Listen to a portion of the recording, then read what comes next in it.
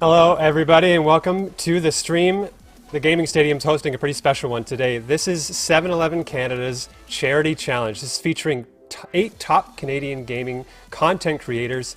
And today, each team is competing in the name of a charity, with the winning team earning $4,000 to their selected charities. But thankfully, everybody's going home with a little bit of charity money today for the charity of their choice.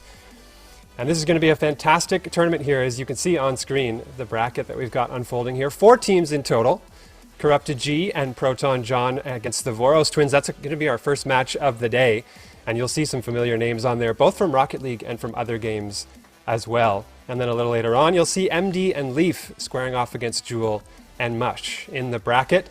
Plenty of Rocket League action to be had today. I'm Thunderbee, joined in the booth today by Lemon, Kiwi, and Lemon.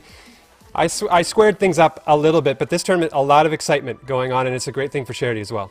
Yeah, it's going to be awesome. It's going to be all best of 3s, best of 5 at the finals, and it's double elimination. We're working with a 1-game advantage, and like Thunderbee said, this is all for charity. But don't worry, it doesn't matter how good you are at the game. $500 in Canadian buckaroos go to each person in this tournament. That's great. But the whole reason we're going to the finals is for a chance at the $4,000 first place prize. So that'll be split between the 2 individuals. These are all 2v2s. And then they get to give it to the charity that they have specifically chosen. And we'll let you guys know the cool charities they have chosen once we get into the specific matches. So it'll get quite long kind of reading them all. But here's our first match, Proton John, Corrupted Gabe versus the Voros Twins. Yeah, this first match, no shortage of excitement right off the bat. The Voros Twins are known outside of Rocket League as well, known as Fortnite players, known as wrestlers, as twins, as you name it. They're all over the place. And Corrupted G, for the Rocket League fans out there, is going to be maybe the most recognizable name of all of them as far as players go. He was a former pro, now coach of the Rogue Squad for Rocket League. And the Voros Twins, if only for Corrupted G, are going to have their hands full during this match. And speaking of which, we're going to dive right into it here and get into gameplay in the first match of the day. Let's get into our first match. It's best of 3, so you don't want to be making too many mistakes, especially in the 2v2. You don't have like a third man like in your usual 3v3s that can really back you up. And look at Corrupted G. I mean, I can tell they're playing a little bit with their food. Now, Proton John goes for a shot, and that misses. And I know when we were talking before the show, we're like, okay, we know the Voros Twins are goated at games, but where is their experience, where's their skill level when it comes to Rocket League? And well, there goes the first goal for Corrupted G. Yeah, I said it at the outset. Corrupted G is going to be a problem for these Voros Twins here as they just try to find their footing in Rocket League in general. I was spitting a couple of fun facts about them being twins, being pro wrestlers who have wrestled around the world, and their favorite game is Fortnite, another in the epic family of games, but they might be a little out of their element here against the likes of Corrupted G, who's going to slot yet another one. We're about 34 seconds in. It's already 2-0 here for Corrupted and Proton. And Corrupted G, I mean, so talented in many facets. Apparently even tried to be a professional golfer in his late teens. And, you know, then you have Voros Twins, who are also wrestlers. So, you know, it's kind of boomer logic to be like, oh, gamers are just, like, not athletes, when the people here are actually athletes. No kidding. Yeah, there's a lot of talent spread in a lot of different areas around the field today. That makes it a lot more colorful, that's for sure. And it's a bonus that it's all for charity. Of course, we love to see that. I was actually taking a gander at the selected charities as well for these teams. For the Voros Twins, they, as acting as one entity, as they like to do, as they're going to score a goal here as well. The Voros Twins are supporting Make-A-Wish as their charity of choice. And Proton John, for them, I believe it was Skipping Stone and the Able Gamers for Corrupted G. So a total of 3 charities represented on the field right now. And just all amazing causes close to the hearts of our players today. And this is also all brought to you by 7-Eleven. We're going to be talking about how awesome 7-Eleven is for the gaming community, but look at what Corrupted G is doing. I mean, he's also getting clips for the YouTube channel. And Voros Twins, they're only 1 goal behind, or now 2 goals behind after this one, but I hope they're at least having fun, and no matter what happens, if you're a fan of the Voros Twins, they're walking away with some amount of money for their charity. Absolutely. That's going to go in support of Make-A-Wish for them. And I think they're making a few wishes of their own right now that Corrupted G will stop with this punishment that he's dishing out. Oh my god. Spits a ball across the goal mouth. Can't quite find that one on its way in. And Proton John, I've been noticing, has been lurking in the shadows a little bit, waiting for Corrupted G to take the lead on a lot of these plays. But I get the feeling that lurking may come to an end soon. They might find their opportunity to shine in this game if Corrupted G can set something up. And look at that. He's looking for the pass already. Back and forth, the give and go play as if on command. They set one up. What a goal to make it 4. This is pro. Just as soon as one person, or one of the twins, extended forward to challenge, I think it was Corrupted G past the Proton John. They took a shot, even redirected in, and I think it was Patrick, one of the other twin, that was in the net just trying to goaltend. And this is not like your regular soccer or football, depending on where you are in the world. But 4-1 in our game 1 for Corrupted G and Proton John, and there goes the 5th one. There it is. Proton John finally slots one. They got a great assist on the last goal, but they're going to be the striker on this one. And this is about, I will say, what I expected. I said it wasn't going to be easy for these Voros twins, and they've got their work cut out for them. Still a good chunk of game left. We got 3 minutes and 6 seconds to play in this opening game, and it's a best of 3. So they'll, even if they drop this game, they'll have one more crack at it a little bit later on. But right now, Corrupted G headed to the corner with a full tank of boost to try and dish out some more. And he is. Exactly a dish. It was a Doomsday dish off the back wall into the net. Going to make it 6-1 here. I think if you Brazil the Voros twins, they'll show up to your house and I don't know what like insert wrestling move here. They'll like, I don't know, name one for me. I don't know, but they're going to pile drive them somehow. They're just, I think that's a move. They'll Da Vinci them, yeah, sure. They're going to beat them up. And I don't know if Proton John, you know, those golfing skills, if he still has a club somewhere that can defend yourself, but being Braziled upon is not what I think anyone expected in game 1. Not quite, but you make a valid point there that I bet you Corrupted G is hoping that the next 7-Eleven charity challenge is not a wrestling tournament, because this, whatever the wrestling equivalent of a Brazil is, that you might see that back the other way from the Voros twins. The Rocket League right now not working out so great for them, down 6-1 in this game, and they're fighting on their goal line to try and get this ball away. Teamwork, trying to make the dream work. And that's a good touch out of the zone. Actually, that's the first solid defensive stand we've seen where they turn away this team in orange. And at least we can be like empathetic to what the Voros twins are trying to learn out of this game, because their car really hasn't left the ground. I'm seeing like Proton John and Corrupted G just like do aerials and crazy stuff, and I think the Voros twins are still trying to figure out how to use the boost to actually like get up in the air and fly up, because right now they know how to jump and maybe even double jump, but to use the boost to go upwards is something they still have to learn. And I think not being able to go up in the air is obviously a very big advantage for Corrupted G and Proton John. Oh yeah, the aerial game, that's a huge difference. And actually, I think we might get a peek into exactly what kind of learning process is going on with the Voros twins, as we might be able to get a listen in on the comps. I am in the net. It's only 6-1. See, I think we're playing so much better now that we know the controllers, Chris.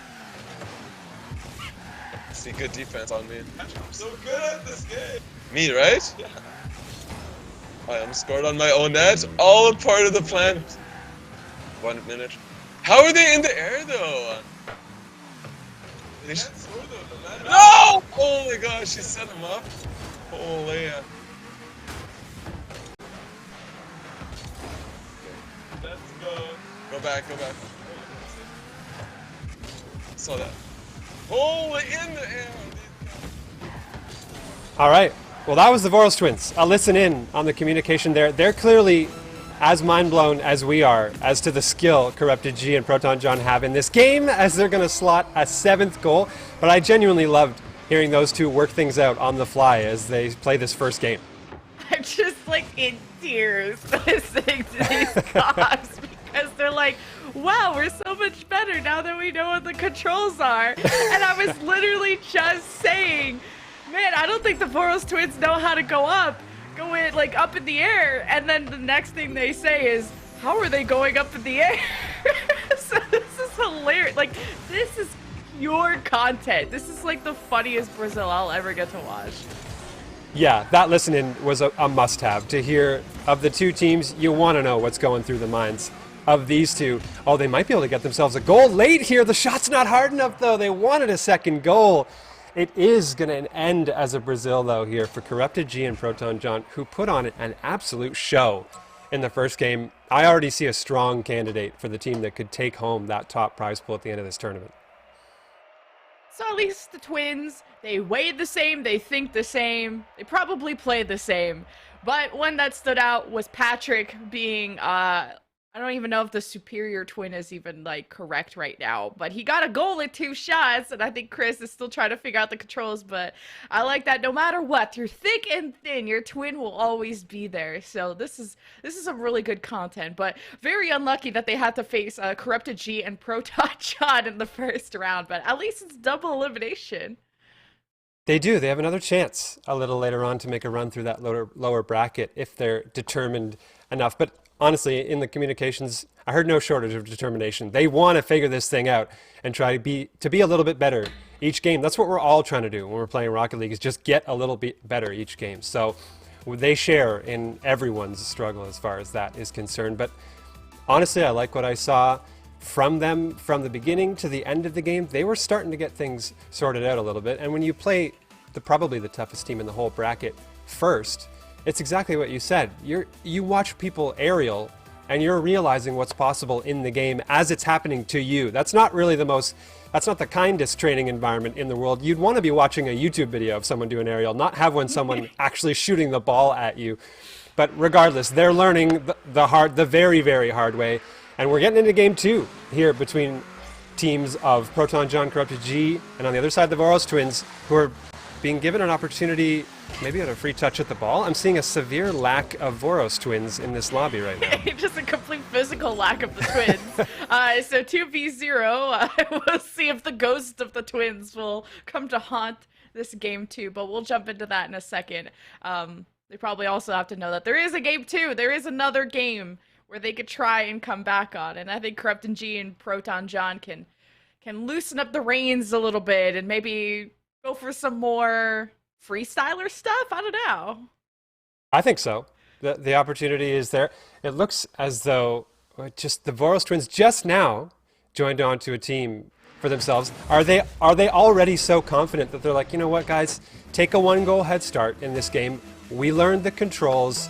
It's time to win, basically. I think they've oversteered from underconfidence straight to overconfidence, and now they're just going to get down to business, basically. Getting down to business. Oh, look! That's a self-goal. See, we just wanted to neutralize the first goal just to reset that game 2 while the Voros twins were out. So that was just to get everyone back on kickoff. So that one didn't count. We're at 0-0. Well, it's tied. Doesn't matter. But Voros twins are here to play. I'm already seeing Patrick, a very aggressive twin. Maybe Chris is being told, okay, you got to go into the net.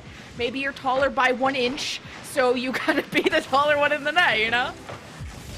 I guess so. I also, I got to say, loved the accent I heard as well. I think production had mentioned earlier something about maybe a Hungarian background for these two. And I was enjoying what they were saying just as much as I was how they were saying it when we got that listen in on their comms. And right now, this game is still tied. This is a heck of a lot closer than it was about 5 minutes ago. And the Voros twins are off to the races here. Oh, they might be in trouble though. Corrupted G off the post. That was almost a clip. Another clip from Corrupted G. Oh, Patrick, no! Corrupted G, you could have let him have 1. You Braziled him. You can let him have 1. Well, they had 1 last game, so here they'd have to let them maybe get 2, or maybe 3. Who knows? It seems like Corrupted G and Proton John here, the strategy has shifted a little bit. They're a little more lax with their approach. They're trying to get creative on the ball. As you mentioned, you asked for maybe a little bit more freestyling or something like that, and I think we're getting exactly that. They're trying to get the creative juices flowing here. Let's see what Proton John's got on the slow play. The dribble. Oh no, it's an own goal! Back towards the net. And I think it was Chris there who just got caught way too much inside the play. It was Patrick, actually. Tries to jump and get a touch on the ball. And Proton John, right off the dome, right into the net. Doesn't get much easier than that. Yeah, the fakes, It's painful, but it's hilarious to watch. And I want to see the type of shenanigans. I want to hear what is going down with Corrupted G and Proton John and what they have up their sleeve against the Twins. So let's listen in. We're just gone.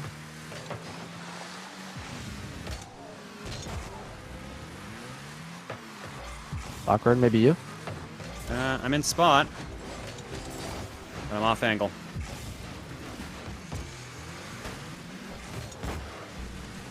I'll go. Okay. Leaving it for you. Post. Missed it. Missed it too.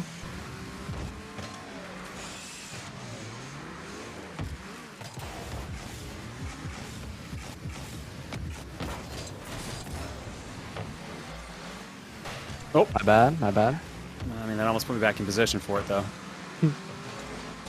Try to hit a mid here for you. Okay. Too high? No. No. Awkward for them. They're gonna hit it to me. I'm sorry, guys. Nice. Oh! Little self pass off the post. Well, there it was.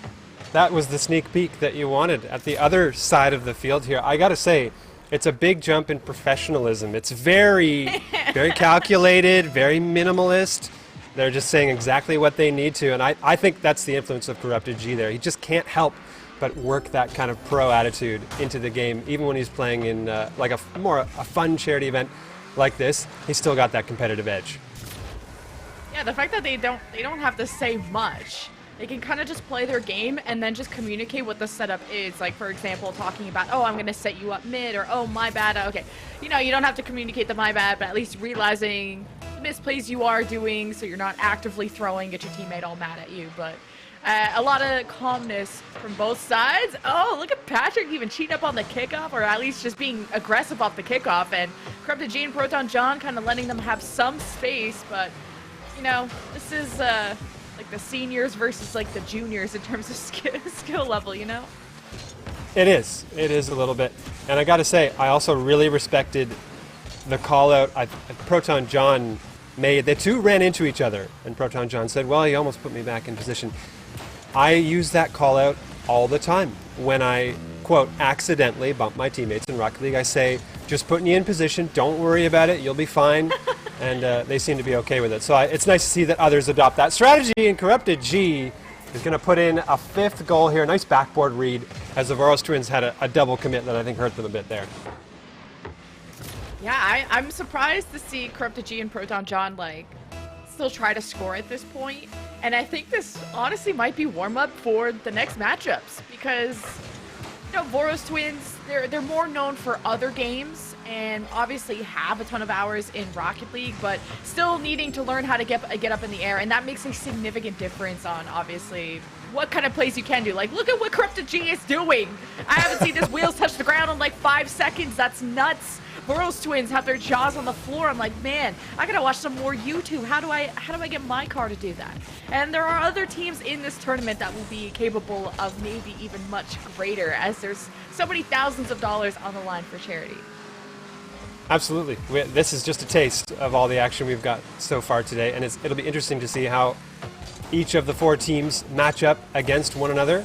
Proton John and Corrupted Gabe pretty comfortable here against the Voros Twins, but it might not be the same as we look later in the day. One more double tap for the road, maybe. Oh, Corrupted G just barely finds the touch in for the 6th goal, and that's going to be a 2-0 sweep here for the team of Corrupted G and Proton John. They're going to be one step closer to the big chunk of that $4,000 prize pool at the top. And the Voros Twins, they've got some regaining to do in the lower bracket. Well, honestly, the best esports stories are the lower bracket runs. And I'm sure there's a wrestling move that they can call where you're doing some kind of backflip from the lower side. I don't know. I don't know anything about wrestling. I should try and watch it more, though. But it's cool to see how diverse our talent is, whether in the meat sports world or in the esports world. But for now, Corrupted G and Proton John, they're just looking so good in this first match. Now, I don't want to go as far to say as they're the favorites to win the whole thing, because I gotta see what other talent have cooked up. But the Voros Twins, I hope they learn quickly, because This game was a little rough. I think they do learn quickly, though. I mean, we heard it in their comms. We saw it in the gameplay that they're starting from effectively scratch, give or take. They're great at other games, but Rocket League, I think, relatively new to them. And I think they've already made some decent strides here. And before we kick it to a quick break between matches, I wanted to tease something. I did mention earlier on how 7-Eleven, the partner, 7-Eleven Canada, for today's charity challenge, is also helping with a huge Rocket League tournament at the end of the month on April 30th and May 1st. That's the 7-Eleven Rocket League Open, featuring an $8,000 prize pool. That's double what's on order today. And it's the top Canadian teams playing against one another in that tournament. But there's a further announcement to be made about that tournament from 7-Eleven at the end of the month, but I'm just teasing it right now. That's all I'm going to do. It's just a little tease that we've got more information about that tournament on the other side of the break. But for now, thank you for joining us for the first match here of the 7-Eleven Charity Challenge, and we'll be back with more of the bracket after the break. Stick around. Just when you thought our crispy classic chicken couldn't get any better.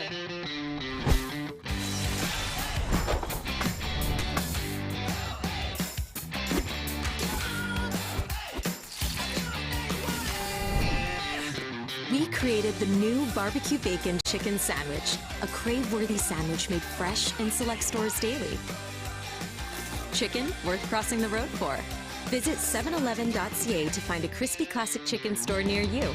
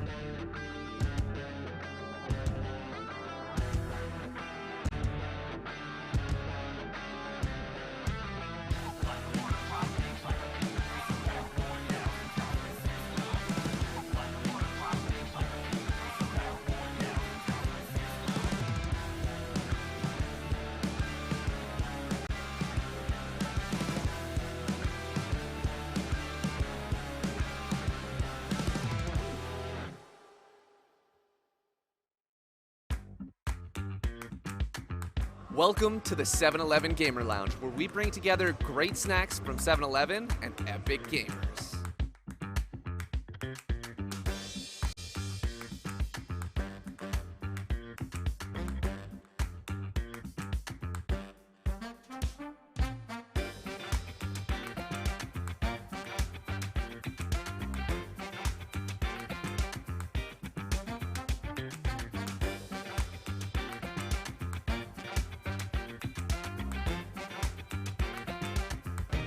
Appealing to gamers of all ages, we have arcade cabinets as well as the newest consoles, so kids and the parents can get the games that they enjoy.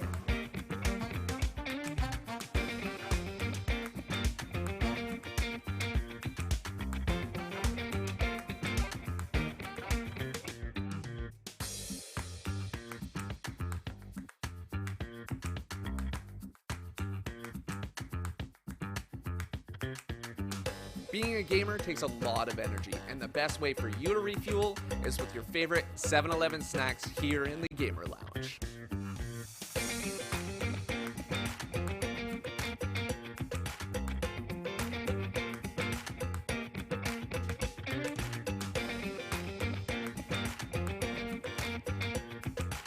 I know we're all sad that the 7-Eleven Gaming Lounge is over, but you can get your favorite food still by ordering it on the 7 Now app. Until next time, good luck, have fun, and stay gaming, gamers.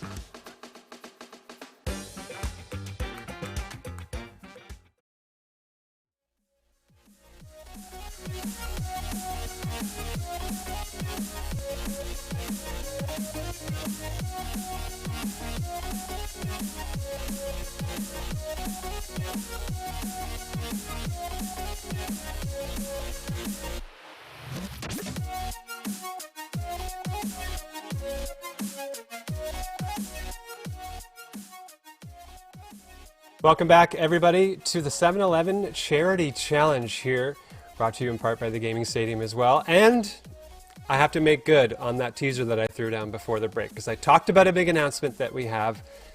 So without further ado, let's drop it. I talked about the tournament at the end of the month. April 30th and May 1st, the 7-Eleven Rocket League Open is happening. But the big deal, the huge deal about that, is for all your Canadian gamers out there. The announcement is that 7-Eleven and the Gaming Stadium Esports have teamed up with the Canadian Esports Association, and that event at the end of the month has been sanctioned as a Canadian national qualifier for the first ever Commonwealth Esports Championship. Massive event. This is a first for esports that Commonwealth Games are partnering with them. So the top placing Canadian team from the tournament at the end of this month is going to have the opportunity to represent Canada at the Commonwealth Esports Championships this August in the UK. It's an unbelievable opportunity to be able to play Rocket League internationally against other teams, and to have Canada, to have a tournament, a qualifier like this, where a team can get a shot at having a flights and accommodations paid trip to go play Rocket League internationally. It's unbelievable. Lemon Kiwi, I know you're in the mix in other areas of Rocket League where international play is starting to be worked in. Collegiate play is definitely one of those things. But this is a huge deal for a Canadian team that may never have played internationally to get a chance at this. Yeah, as a Canadian who had to move to the US for opportunities, like Canada used to be so dry when it came to esports, and it's booming now. And you guys saw that prize pool, like $8,000 is huge, not only for esports, but for Canada in general. So that's going to be super fun. And if you want to come well equipped for any LAN or even some remote Rocket League play, you're going to want to upgrade your gear. So from May 3rd, starting from now until May 3rd, I should say, 7-Eleven is giving away $2,500 in gaming gear packages. So what you gotta do is you purchase products from 7-Eleven. It can be anything, a candy bar, a lighter, I don't know what you gotta get at 7-Eleven. But there's a 7-Eleven app you can get where you scan the items that you buy from 7-Eleven on the app, and then you're entered for entries into their contest. So I'll just leave you guys the website, tgs.gg/7-11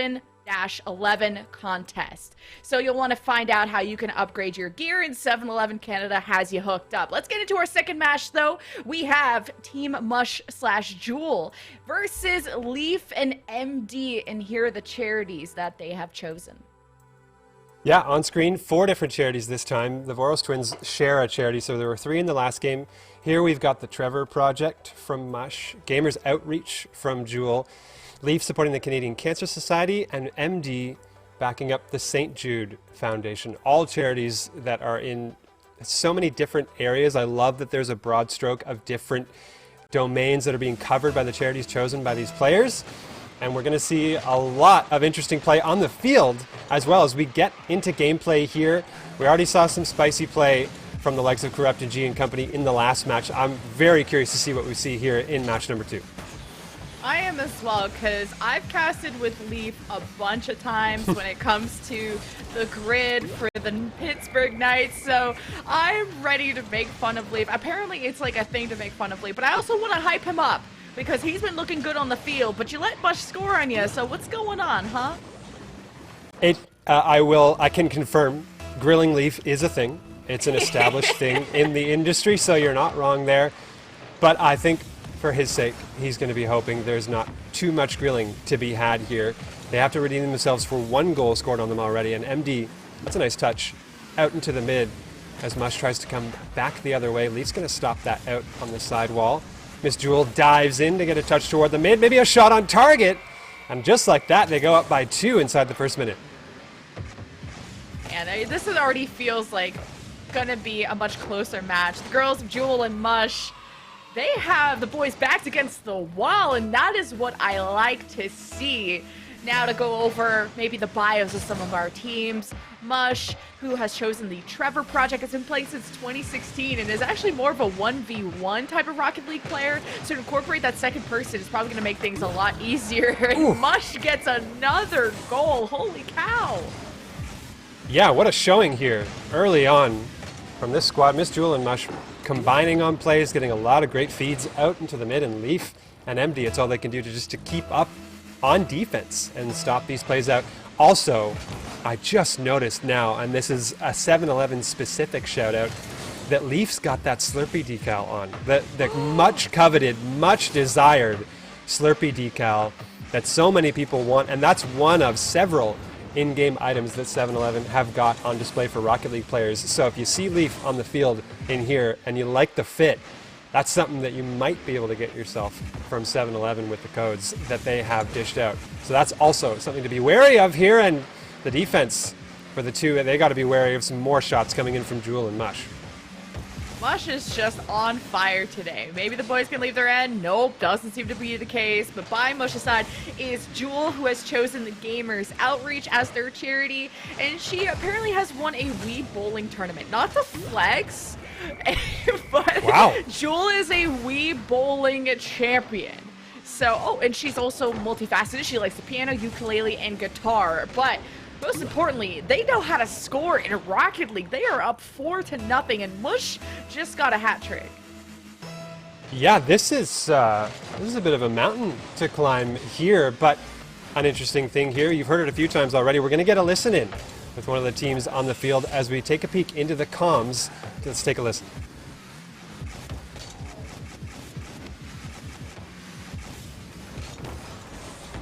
That's hitting the post, my bad, on me. I'm just gonna challenge this. You got more touch? Got it, you got it. I'm just gonna get post. Yeah, go threaten. It's over me. I'll go post. Ooh, good 50. I think I can. Actually, a good save though. Yeah, really good save, really good save. Oh, I might have a little hard time recovering. I want something. Oh no, I think there's something. Oh! I don't have it. Well, I'll challenge, Actually, he's got it. Nice 50. I'll see what Leaf does. They're complaining we're boost starving, so... We're boost starving! Honestly, I'm hungry. I don't know why I went for that. Sorry, I cut you. I'm hungry. I'm hungry. Takes a lot of energy to go X-Games mode.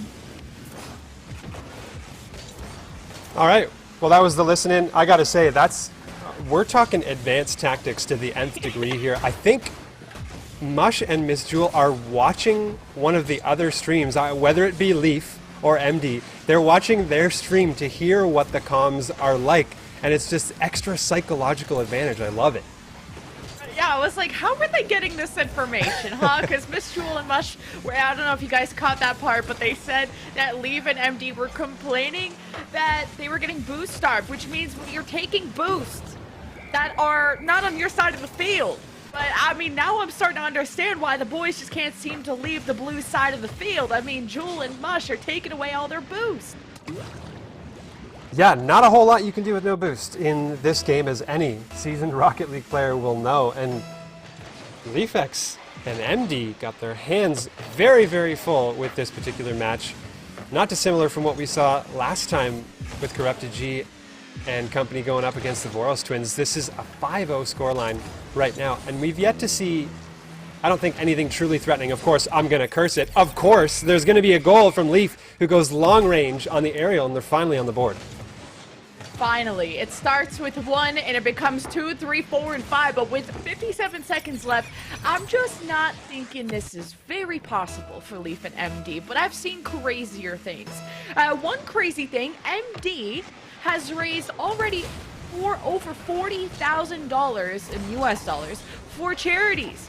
He's a charity goat, if you will. And not only is he talented at, well, getting the charity dollars at the right places, but he can apparently eat 100 chicken nuggets and, quote, not feel bad about it. So, I mean, these are the facts that they're dropping to us. I'm just the messenger. Fair enough. It's, I guess, the boost starvation is one thing, as Leaf's going to find his second goal here. But maybe Mush and Miss Jewel are going to have to find a way of starving MD of chicken nuggets somehow. That's like a whole other level of competition between the two. But we're seeing a second goal here. We're seeing a pushback from Leaf and MD after being on very much on their heels for the entirety of Game 1.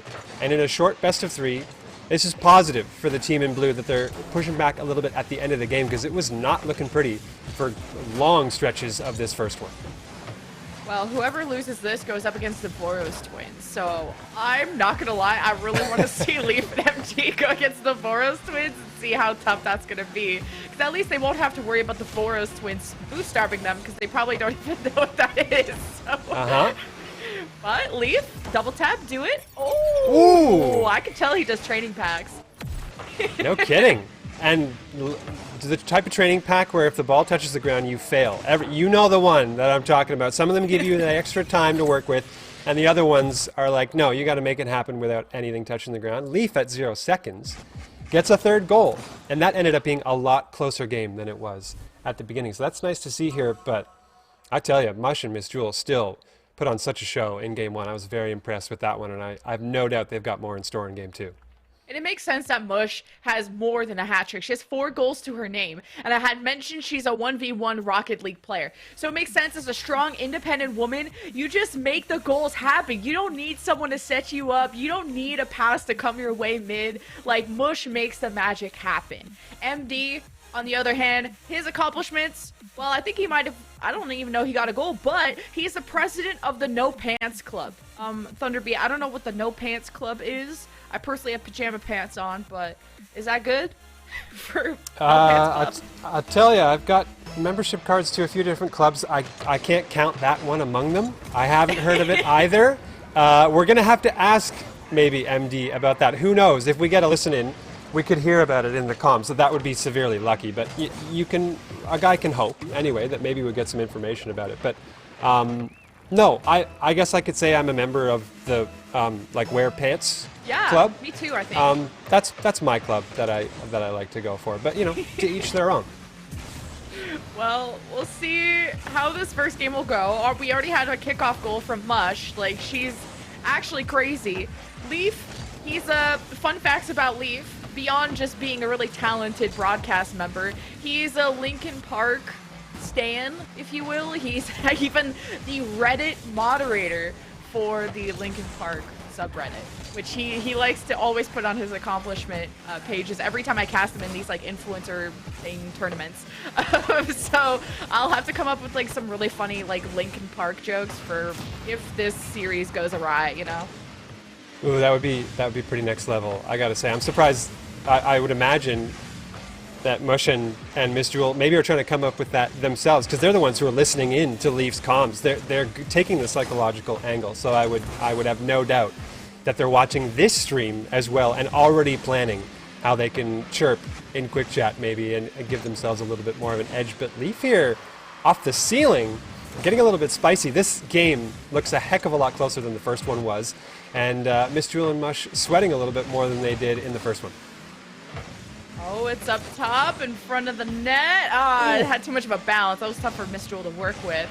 But now Leaf, he's like, well, I'm glad you choked that, because I'm going to go do some cool stuff. Slams it down on the ground. It was bouncing towards the net. See, the girls have redirected it towards the corner, but then Leaf gets the final touch to tie the game 1-1. Taking the lead again here, the boost steal in the corner, and that surely has to be some revenge for the boost starvation they were talking about earlier. He just wanted to add insult to injury and leave things completely dry on the back end there for Mush and Miss Jewel. And now it's a tie game here. We've had about a minute and a half of Rocket League played. This is game 2, where Miss Jewel and Mush lead after game 1. But this thing very well could go to a decider. I think it deserves to, because it's a fantastic series. And I alluded to something earlier about the listen-in, to try and hear more information about this elusive No Pants Club. We're going to get a listen-in actually on the comms, so let's check that one out. Maybe all you. Nice, good save. That was clutch, actually. Because they were about to 2v1 you. On this ship, Captain. Good pass, actually. He's coming out clutch. Coming in. Told you, they don't realize I'm a basement champion. Ah! Except for that time! Wrong street! Yeah, this is gonna be tough. I have no boost here. Wrong street!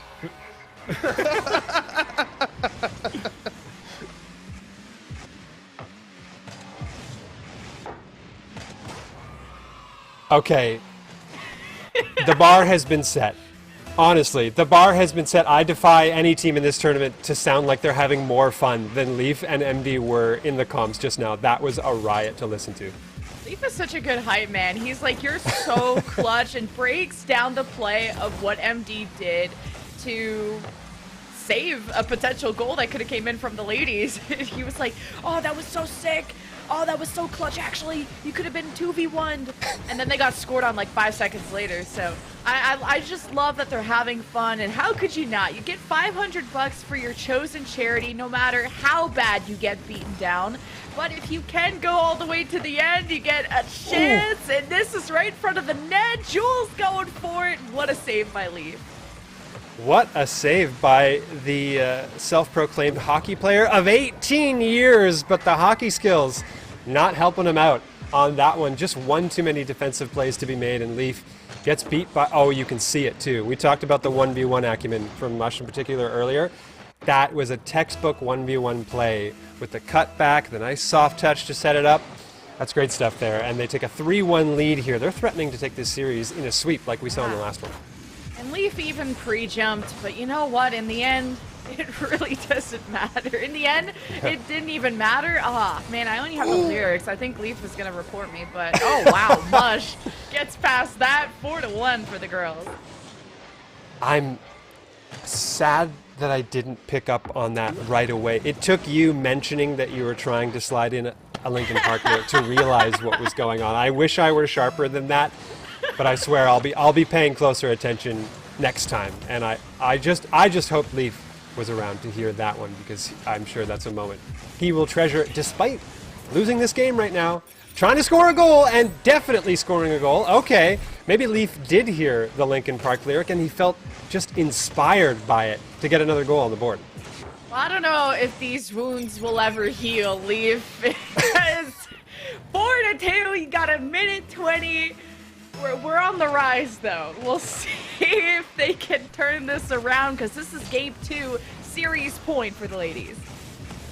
It's close here. We're dying, well, getting to be dying moments of game 2. Like we said, there's an extra crack at this bracket because of the lower side. So even the team that drops this series, as you said, going to be squaring off against the Voros twins.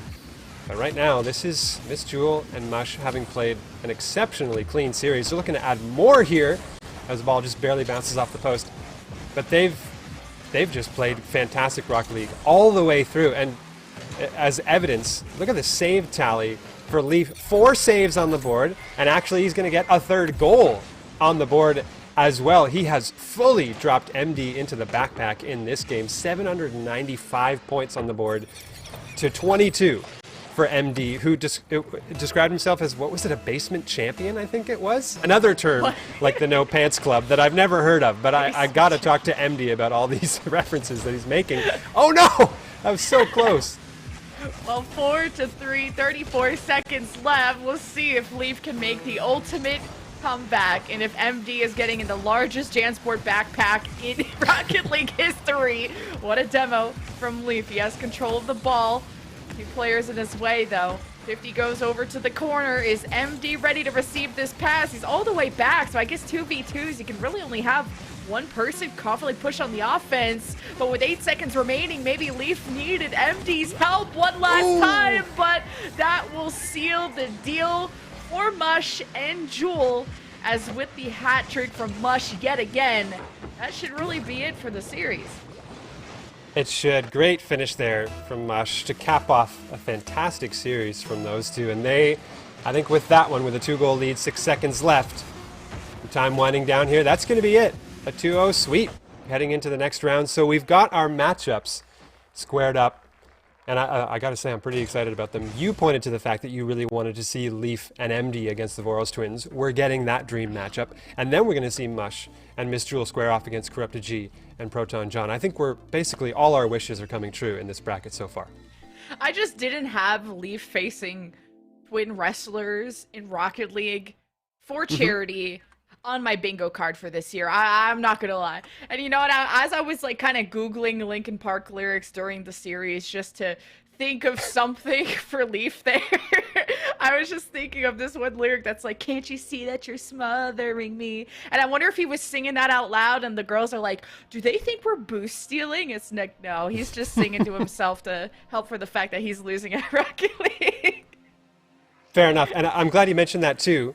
This event, in addition to the mainstream that you're tuned into right now, all of these separate players, each representing their own charity, they've also got their own stream going. So if you want to peek into any of the individual perspectives as well, that's available to you. That's how that psychological advantage was found by Mush and Miss Jewel that I was talking about earlier, where they got to peer into the comm situation. But keep that in mind as well. There's a lot of streams to tune in here to see different angles of the tournament. And for now, we're going to kick it to an intermission. Our next match shaping up to be a fantastic one. Thank you to 7-Eleven Canada for sponsoring this charity challenge, and we'll see everybody in just a few moments. Just when you thought our crispy classic chicken couldn't get any better.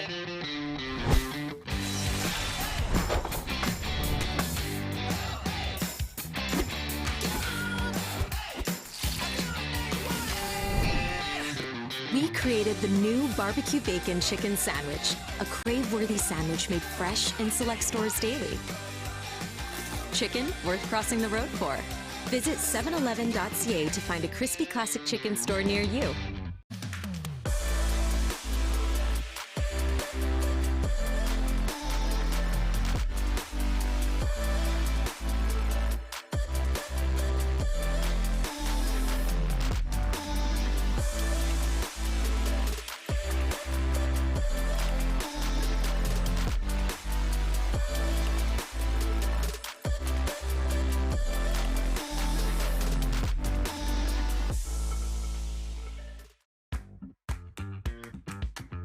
Welcome to the 7-Eleven Gamer Lounge, where we bring together great snacks from 7-Eleven and epic gamers.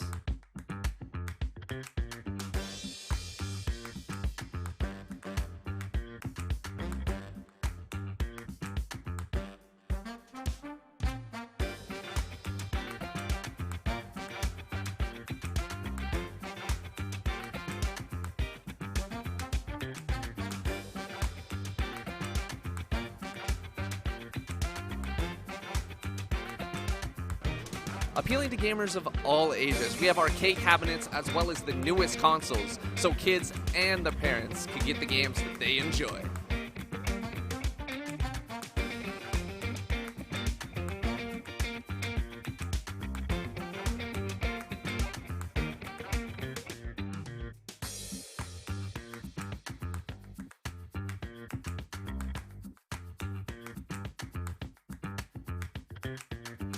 Being a gamer takes a lot of energy, and the best way for you to refuel is with your favorite 7-Eleven snacks here in the Gamer Lounge.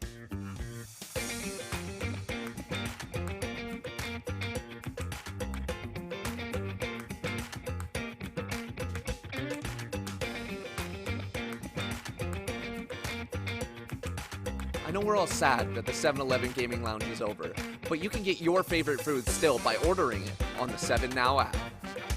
Until next time, good luck, have fun, and stay gaming, gamers.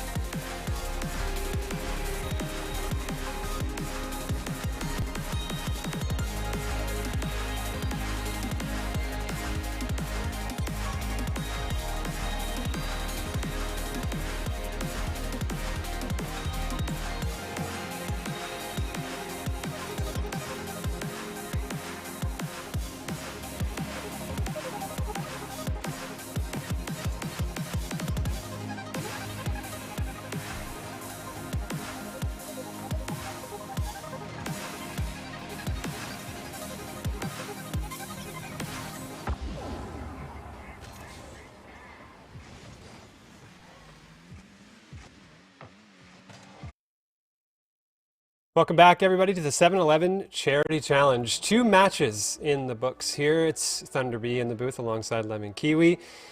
And Kiwi, we've had 2 matches down.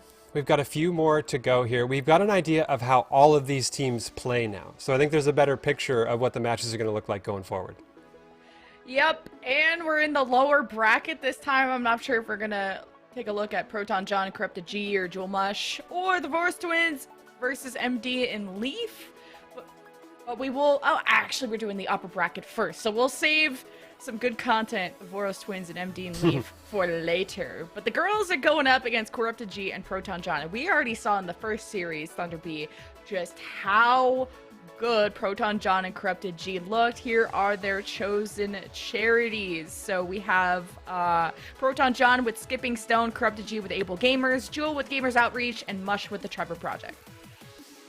Yep, fantastic lineup of charities there, reaching out to a whole bunch of different areas. And this match, I gotta say, because the first match we saw of the day, Corrupted G and Proton John squared off against the, I'll say, inexperienced Voros Twins, who were finding their footing in the game. But this is a very different matchup now, where Corrupted G, who was doing a lot of the heavy lifting in that first match, he's going to have his hands way more full with this pairing of Jewel and Mush, and just like that, they're on the board first, and they illustrate my point perfectly.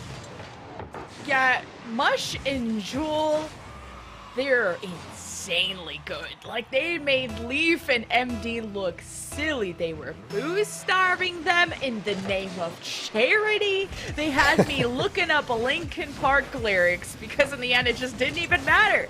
Like, they were just that good. They had Mush had 2 hat tricks in both games that she played, and look how Miss Jeweled and Mush are taking shots on the net just like that. So Proton John and Corrupted G, they were warming up against the Twins for this very moment. What a save by Mush there.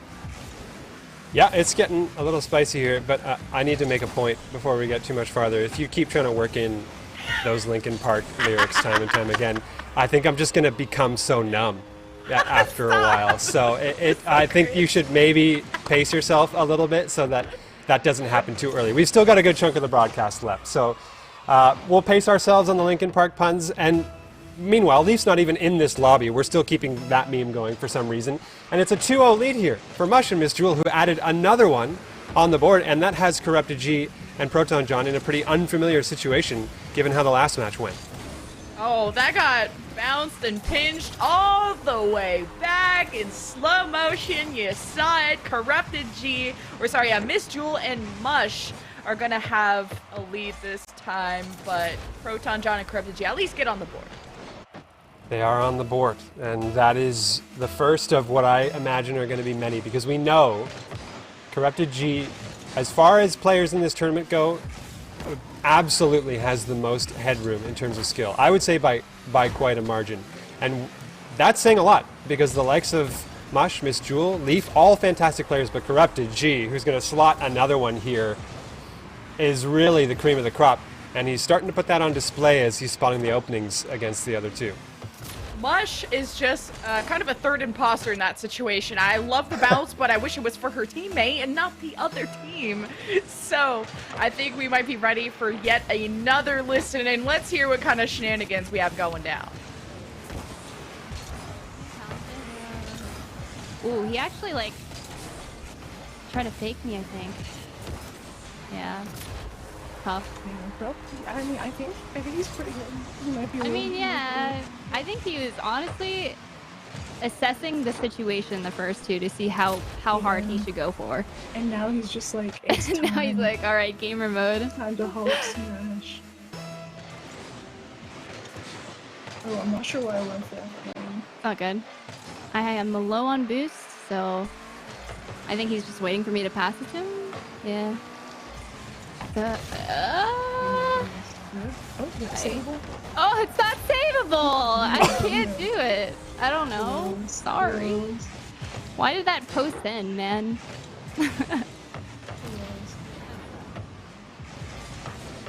Well, Miss Jewel, I share in your confusion. I feel the exact same way. That was a nail biter to watch on the goal line. I think they're starting to be like, wow, okay, Corrupted G and Proton John are actually really good. So this is tough. Like, it's getting to the point where you just don't have an idea on even how to save things. Now you're getting mad at the post. Why is the post round, and why did it have the ball bounce in? Just Rocket League physics, by the way, but that was a good shot from Miss Jewel. It bounced over to Mush. She's going up in the air. She's trying to get fancy against Corrupted G, but that didn't work out. And I love the acknowledgement in comms. They know how good Corrupted G is, and they realized he was just kind of waiting and gauging what kind of a challenge was coming their way on the field. And after those first 2 goals went in, Corrupted G, as I will quote the listen-in, has gone gamer mode on this one and is just slotting in goal after goal. Because I think they acknowledge it's going to take that to comfortably win this match. They can't really get away with some of the Voros twins matchup shenanigans that we saw earlier in the day. That's what I say every time I don't pay attention to what my teammate is doing, but they do something cool. I'm like, wow, you're gaming. That was a gaming moment. Wow. And they are very satisfied with that kind of hype up. So wow, what a long goal. Another gaming moment brought to you by Corrupted G. Absolutely. Brought to you by Corrupted G, brought to you by 7-Eleven, brought to you by, give me a sec here, the Able Gamers charity, which is Corrupted G's charity of choice in this particular one. At least $500 going the way of that charity. And I tell you, there's a strong chance it could be a whole lot more, because they are what I would say is the favorite right now to be winning this tournament, but they're getting scored on again here as Miss Jewel is going to find one. This is still kind of close. I mean, I'm seeing Miss Jewel and Mush wishing they just had another half. More time, more than 2 minutes to get 3 goals, because it's really coming down to the wire, because it's not even just about getting 3 goals, but also not allowing Proton John and Corrupted G to score on you. But now the ball in the hands of the John man himself, feeling pretty positive, but, lost control after a couple of challenges from Miss Jewel and Mush. Now a chance for the 7th goal to slip on by, and I think Proton John and Corrupted G tried to get a little too fancy with it and immediately conceded there to Mush. And that's the kind of risk-reward game that they're working with right now. They're trying to sense how spicy can we get with this without leaving ourselves kind of with no defense on the back end, because Miss Jewel and Mush absolutely good enough to punish you if you get a little bit irresponsible, we'll say. But right now things have been scoreless for a little while. Proton John, a nice save on the back line to keep things out of their net for the time being. We've got now a minute and a half left in this first game between these two teams. It's looking like Corrupted G and Proton John are going to take it, but I can't entirely rule out a comeback quite yet. It's not that little time left. Yeah, minute 10. Shot from Miss Jewel, and they really needed that one. They hope to have climbed back in this game. Corrupted G sends it away, but it's not really centered out in front of the net, so not an easy 7th goal from Proton John and Corrupted G. Now, Miss Jewel just sending it to Mush. If you can get some good passing plays, you can maybe get past the boys, but it's tough. I mean, they're just locking down their side of the field, and if you're Proton John and Corrupted G, you really don't have to do anything anymore. Honestly, just make sure the girls can't go on your side of the field. Just challenge, bounce the ball away. You don't have to commit to an offense. You don't have to expose yourself to any mistakes. As Miss Jewel gets ready for a goal, she gets it forward, she takes a shot, and she gets it in. Yeah, huge play. Solo effort there from Miss Jewel going over top of Proton John. A little bit of boost left in the tank, gets the rebound on target, and with 27 seconds left, things are a little bit more attainable here. I don't know why it took me so long to notice the matching drip on the side of Miss Jewel and Mush. They're both rocking the X Games decal, which is a nice look and one that you don't see too often in the game. So I got to give an extra shout out to that. But they're trying their best. Dying seconds here. They're going to send a linebacker out in front to try and bump Corrupted G. But slippery as he is, he found a way to avoid the demo and keep things in the lead here for his team. And that's going to do it. I think dying seconds counting down. Mush is going to head one more toward target. They might keep the ball aloft in respect of the first rule of Rocket League, but it's going to touch the ground. And that's the first game win here for Corrupted G and Proton John. Pretty close, though, by the end of it. Very close. And this is our winners finals, so The winner of this gets to go into the grand finals for a chance at thousands of dollars for their chosen charity. And to address the decal situation that we have, the Miss Jewel and the Mush synergy. I like that in games, if you have the same skin as someone, it's like a handshake, like we are friends. This is like a sign of a relationship. But in real life, if you wear the same thing, it's like, okay, one of us has to change. Especially if you're at a party and your girlfriend comes over and she's wearing the same thing as you and you're like, well, what the heck? One of us has to get something different. So Miss Jewel and Mush, though, it's the opposite. They're working well together. Even you heard it in their comms. They're very calm. They're very chill. But I think they're realizing that they have to sweat a lot more if they hope to really put a dent into Corrupted G and Proton John. I think so, and I feel like if they are listening to either Corrupted G or Proton John's stream, I bet you they don't have the psychological ammunition that they had in the previous match that they played, because it's pro comms on the side of Corrupted G and Proton John. They're keeping things very simple, not giving information away, and that was an advantage. We maybe saw some leverage in the previous match. Mush and Miss Jewel getting inside the heads of their opponents, but right now it's just a brick wall from Corrupted G and Proton John.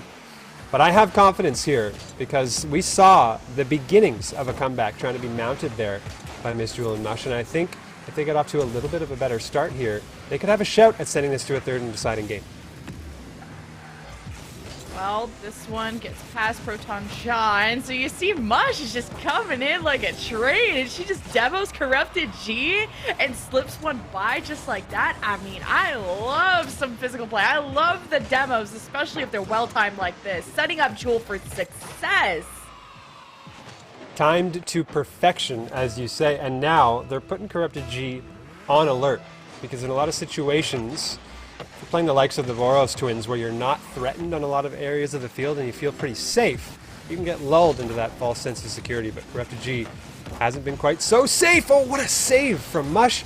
That was a sure thing. That double tap, Corrupted G had it lined up from a mile away, and Mush actually got in between the second touch and interrupted it, so defense and offense really firing here for Mush, and Miss Jewel is going to slot another goal. I had to wait for a moment there as the ball took an age to get across the goal line, but that's 2-0.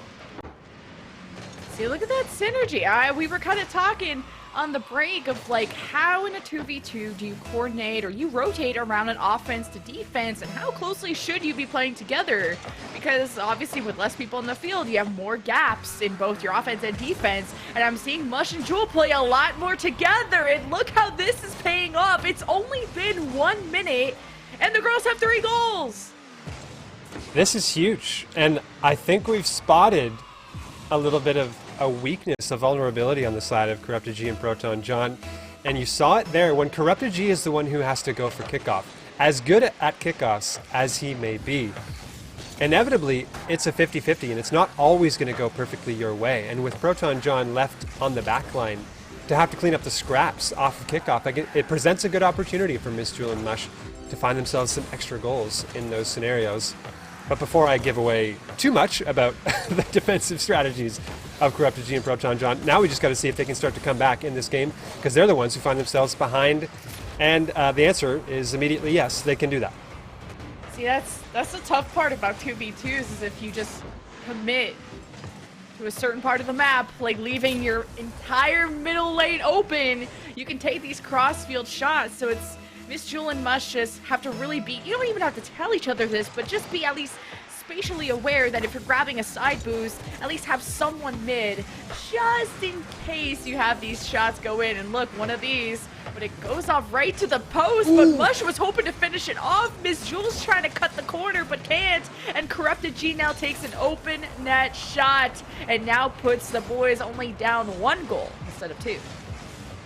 Closes the gap there. This is big for the team of Corrupted G and Proton John as they get a little bit closer to leveling this one. We're also going to get a listening here to the comms, I believe, on the side of Corrupted G and Proton John, so I'm curious to see if it lives up to that pro quality.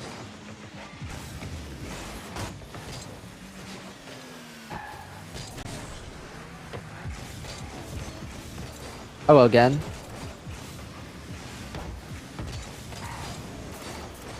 Oh, Let's maybe? try. Nah, no. Shooting it. Nice bump there. Did you bump it? Nice. Yeah. Nice. See, if bumps counted as points, you'd have 100 points now. Well, I got Unlucky. 50 from an assist, so I'm halfway there. Oh, that works.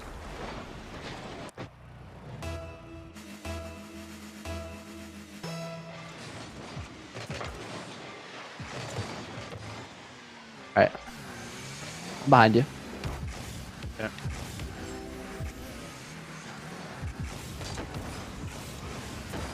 Nice. I got the boost too, it's perfect. Oh, Ooh, they got the goal. smart play by her, smart play.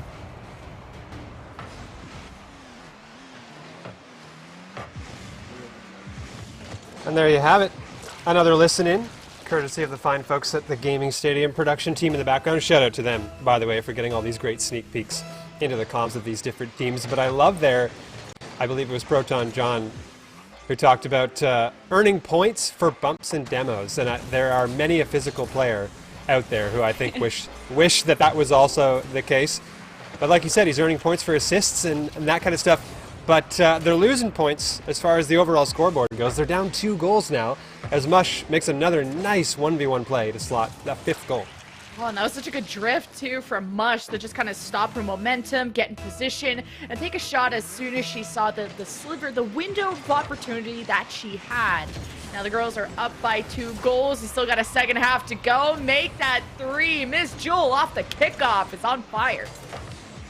And there it is, that situation I pointed to again, where if Corrupted G is the one who has to go for kickoff, and they get a nice freeze in the middle, it is an open door to the net back the other way. So Proton John got to do some defensive work to make sure they don't leave that open to more scoring opportunities here. Not that Miss Jewel and Mush really need it at this point. 3 goals up in game 2.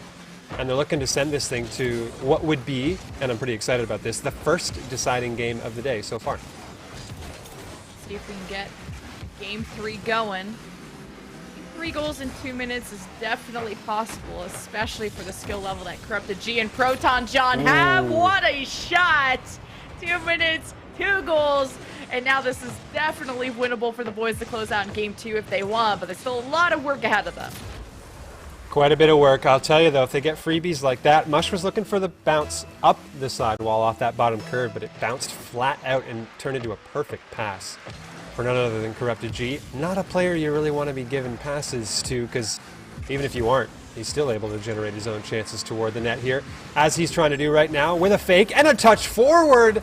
Completely dismantles the defense, and now it is but a 1-goal lead and 1:46 to go. Oh, you're panicking if you're Miss Jewel and Mush. Like, you were comfortable, and now not so much. Corrupted G himself has 5 goals. All of the goals the boys have is for Corrupted G. He's collecting hats like no one's business. Miss Jewel also has 4 goals. She has a hat trick too. So we'll see in the next minute 38 how this game will be decided. Game 3, if the girls can hold on to this tiny lead, or if the boys can keep the redemption run going. Okay, we got John demoing Jewel. Now he has control, but respawns are already back. Mush with a well-timed challenge buys time. Now Corrupted G gets past her, and Mush is already rotating back, and Mush doesn't have Jewel, but she has the ball, and that's all that matters. 7th goal for the girls. And I tell you, I was going to make the point, you talked about protecting that narrow lead that they had, and that's such a risky strategy late game. You want to hope that you can find yourself an insurance goal and alleviate some of that pressure, and just like that, they find that 7th goal, 12 in total, in an absolute barn burner of a game 2 in this series.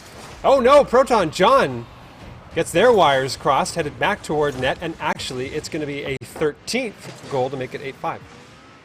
I like that the ball was just being protected that whole time from, like, Miss Jewel. Like, she's looking to bump Proton John out of the way. Might have even been successful, like, on the route to the ball.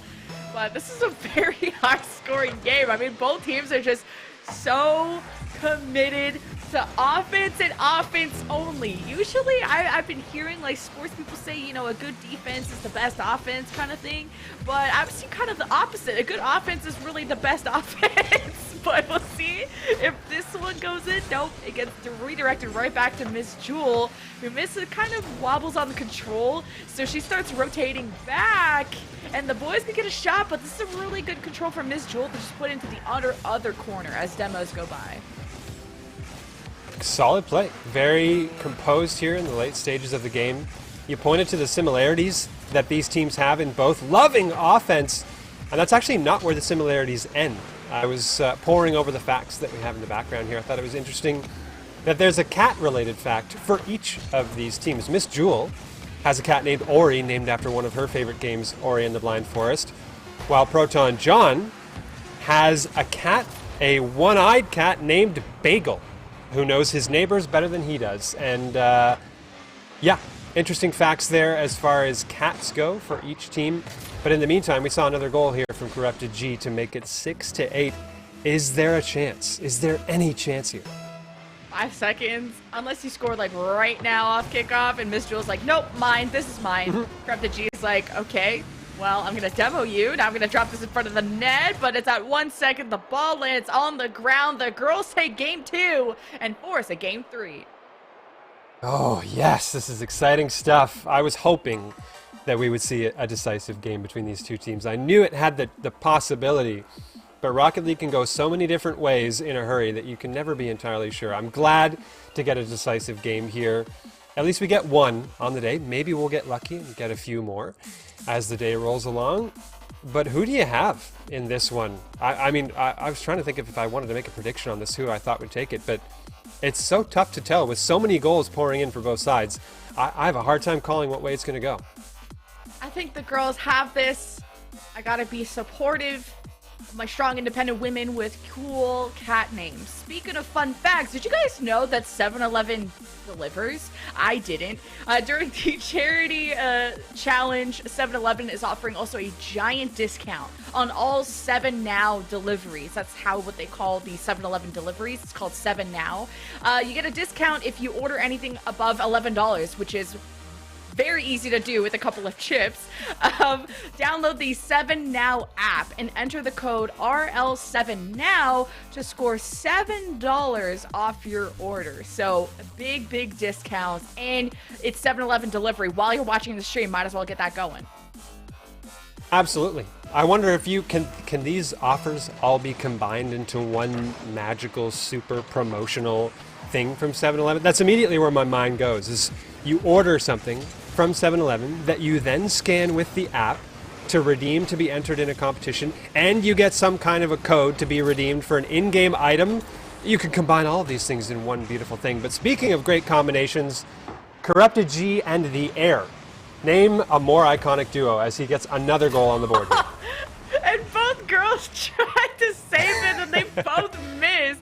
That is like my number one thing I love to say when I mess up a very easy play. Like, I look like I drool type of I missed that play.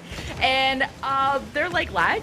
Yeah, lag? Oh, ping, sorry. Oh, my internet? Sorry, I'm cutting out. And Corrupted G's hit double taps like no one's business. Like, I hope the ladies are not lagging because this is scary. Oh my. Jeez. Okay. Erase it off the ceiling? Yeah. So Corrupted G. I'm okay. Yep. Let me just take a moment. I'm just going to take a moment and think about everything that happened just there. You definitely saw some very warm congratulations from Miss Jewel in the quick chat on that one, because Corrupted G got bumped to the ceiling, full-blown Garrett G style, recovers off the ceiling with a flip, and then reads a crossbar bounce to shoot the ball into the net. I don't know that we're going to see a better goal this tournament. If we do, I'll lose my absolute mind. I'll tell you right now. Yeah, I'm gonna have to check out all the highlight clips after this, because I don't think I've ever casted like some kind of ceiling reset 360 pile driver tombstone. We gotta save the wrestling references for the twins that will come down from the lower bracket, but it's not over yet. If you're the girls, do not get tilted. Do not have your mental shattered by ceiling resets, whatever. You could do better. You're only down 2 goals and it's only been in a minute and a half. It's totally fine. Well, absolutely, and especially in such a high-scoring series. We know goals are going to come in this game, whether either team likes it or not, because there's just a lot of offensive capability on the field. Speaking of which, Corrupted G headed downfield for another air dribble. That's a great save, though, from Miss Jewel, who just keeps that one away from the woodwork. And here they come back the other way. 3 minutes on the clock here. They've got a couple of goals to score. Corrupted G double tap, though, is not going to make their lives much easier. They've now got 3 to get on the comeback train. Well, Corrupted G, man, this guy's so good at the game. Was he like... It's like he does this for a living. I don't know, though. It's like he's a world champion. That's the kind of vibes I'm getting. So, 3 goals to nothing. Like, this is getting out of hand. It really is, isn't it? And yeah, you're right. I mean, you don't get a blue title in Rocket League without a serious amount of either playing or coaching or both skill. But you also don't get a clean sheet if you're playing against Mush and Ms. Jewel. They're going to find a goal eventually, and Mush does that here with a brilliant cut inside. I remember hearing their comms earlier of just, when they faced them before, of just, oh, we're getting faked. Oh, you got to keep an eye on that. But now they're starting to fake of their own. Now this bounces right back over to Corrupted G. I think he has a friend in front of the net, or just right in front of her. Proton John is bullying. You can't bully women. It's still International Women's Month. I don't think you can do that, but Corrupted G is not going to let Miss Jewel score that easily. Oh, ooh. Maybe? Wow, Mush. That was insane. Okay. There's a moment where I would love to have had retroactively, I'll listen in on comms when that happened, because I don't know that it was 100% calculated, but it was team play to the utmost degree. You love to see a pinch like that go through when it's between 2 teammates, no less, on the wall. But I would have loved to hear what the comms sounded like when that one went in, that's for sure. You just gotta say, no matter if it's accidental or calculated, you always say calculated, but Corrupted G calculates the trajectory, the angle, the circumference, the velocity. I don't know all the physical terms, but Corrupted G gets another one in, and now the girls are down 2. Yeah, I think, the calculations going on for that play to go in. I mean, you could just read the glossary at the back of a physics textbook. I think every term would apply in some way or another to what just happened on screen, let alone the goal that Corrupted G scored earlier. We're not even going to go there as far as the physics of that one are concerned. But right now, it's 2 goals needed. Are they going to find one here? Mush can't quite get by Corrupted G, who's playing some great shadow defense, and gets a monster clear as well to buy their team time. It's looking right now like the fellas might be taking this one, but I don't want to speak too soon because there's enough of this game left that it's not a sure thing. I want to see Miss Jewel bring those gloves out again. I already saw her going for demos, relieving that pressure off their defense. They keep doing that. I mean, 2v1 should be easy for players like this, but as they were hoping to take a shot, boys popped up, blocked that away. Now Proton John has control, but his teammate is a little far behind. No matter how many times he's bounced it off the wall, he ain't getting the double tap, at least not in front of this ironclad wall. But Corrupted G just goes above the girls as they were extending forward, thinking they had an offense. And now this is dangerous as we hit 1 minute left between our teams in Game 3. This is the decider. It all comes down to this. A high shot saved away. Corrupted G with a clutch touch on the goal line, and he's going to come all the way back the other way. He's just doing it all. Proton John, I'm sure, watching in awe as their teammate absolutely delivers here on both ends of the field, makes it 5-2, and restores the 3-goal lead that they had much earlier in the game. It is not looking great for the likes of Mush and Miss Jewel right now, but thankfully for them, they're still on the winner's side of the bracket, and they will have another chance at this on the lower side, despite probably losing this match as it winds down to the final minute. Yeah, you would just have to go, like, what were the terms you were saying, like gamer mode or X Games mode? I think they have the X Games skin on decal on, so you gotta go X Games mode, but this is not it. This is L Games mode. This is L moments happening that you're still letting goals in. At least it's not a Brazil, so you're not the team that got Braziled upon in a charity tournament. So there's a silver lining somewhere. Fair, because we did see one earlier today. Yeah. Also, side note, the L games I would absolutely tune into whatever competition that is. I don't know what's being competed in, what the prizes are, but I would watch the L Games. So make it a reality, whoever is watching that, I don't know, writes TV shows or does that kind of stuff. Meanwhile, 6-2 here. I think this is a done deal here for Corrupted G and Proton. John, there's going to be another goal to be had. Miss Jewel wants a little bit of a redemption round at the end of this game to get some dignity back in this one. And it wouldn't be a series between these two teams if they didn't score a billion goals every game, so it's to be expected at this point. You gotta make the games look close on the bracket, the Wikipedia, the websites, you know. And the L Games, speaking of which, as this game ends 6-3, there is like the L Games, you know how it's like the Super Bowl or the this bowl or whatever. I've heard of people calling it the toilet bowl, as like the opposite of a Super Bowl is called the toilet bowl. Anyway, I'm factuating here. We have Corrupted G and Proton John going to finals. Yeah, they have booked their ticket to that grand final. They're this much closer to that $4,000 top prize that will go to their charities of choice. Meanwhile, Miss Jewel and Mush are going to be sent to the lower bracket where they'll meet the winners of our next match. That's going to be the one between Leaf and MD and the Voros twins, who we haven't seen in quite some time. And before we go, Kiwi, I wonder, have the Voros twins been training? They've been given time here, a long break where they're new to the game. Maybe they hired a coach that's being paid by the minute to give them as much Rocket League knowledge as they can muster. Yeah, teach me how to tombstone in Rocket League, please, or do some full Nelson, half Nelson, elbow punch. I don't know, but they're gonna need a whole lot of help because Leaf and MD really made Jewel and made the girls sweat when they faced off against them. But that's on the lower bracket. That's coming up. So we're going to throw it to a break to make sure our teams are all ready. Answer this trivia, guys. I'll read it for you if you ain't got it on your screen. Which of the following is not a default body type? Well, while you think of this, we'll see you after the break. Just when you thought our crispy classic chicken couldn't get any better.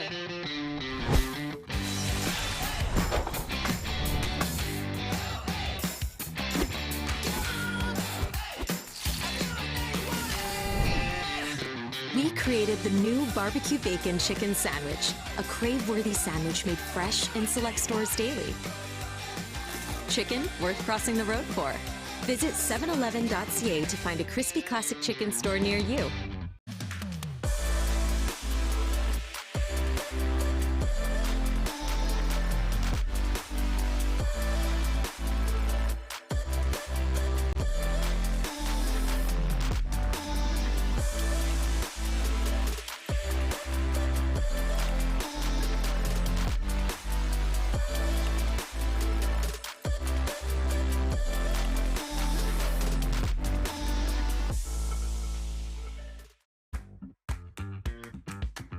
Welcome to the 7-Eleven Gamer Lounge, where we bring together great snacks from 7-Eleven and epic gamers.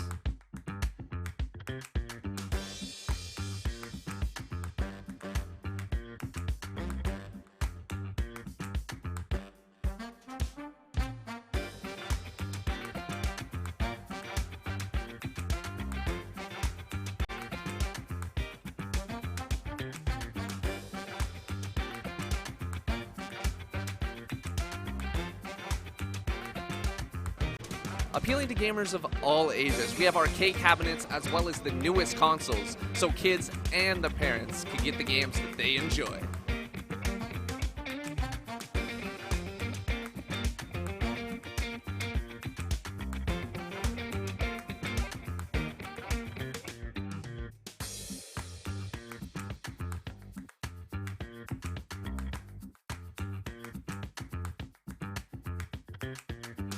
Being a gamer takes a lot of energy, and the best way for you to refuel is with your favorite 7-Eleven snacks here in the Gamer Lounge.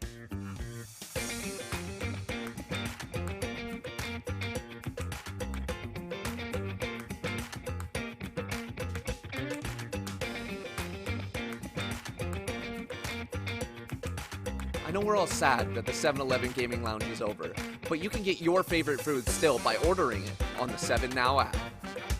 Until next time, good luck, have fun, and stay gaming, gamers.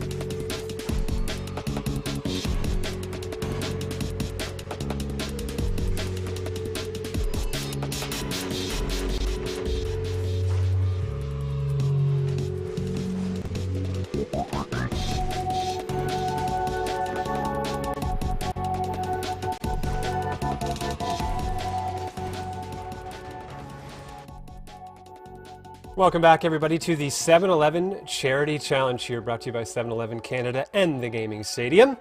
It's been Thunderbee and Lemon Kiwi in the booth all day for you. It's going to continue to be so. And, Lemon Kiwi, you set us up with a bit of a trivia question before the break. I'm curious to hear the conclusion of that. Ooh, the answer was Escape. In Rocket League, there are only 3 default cars that are unlocked from the start. Octane, Breakout, or Merc. Let us know. Did you guys get that right in chat? Because Thunder, you had your guess during the break and you were correct. So you get 1 internet point, 1 clout, if you will. So good job. We'll keep collecting those. Appreciate it. That's I'm probably at 2. Like with that clout internet point, I think I've doubled my total. So I'm absolutely thrilled about that. But let's take a look at the bracket on screen here. We've had 3 matches go down, and we've seen Corrupted G and Proton John make their way to the grand finals. And now we've got what I would say could be just peak memery and excitement and fantastic listen-ins, because it's MD and Leaf against the Voros twins on the lower side. And there's just so much capacity for excitement here, I can barely contain it. Yeah, it's going to be the new divide. I had to say it at least once. Between LeafX, MD versus... It took you a second, but we got there. Versus the Voros twins. And if you guys missed the very first match of the day, it's okay.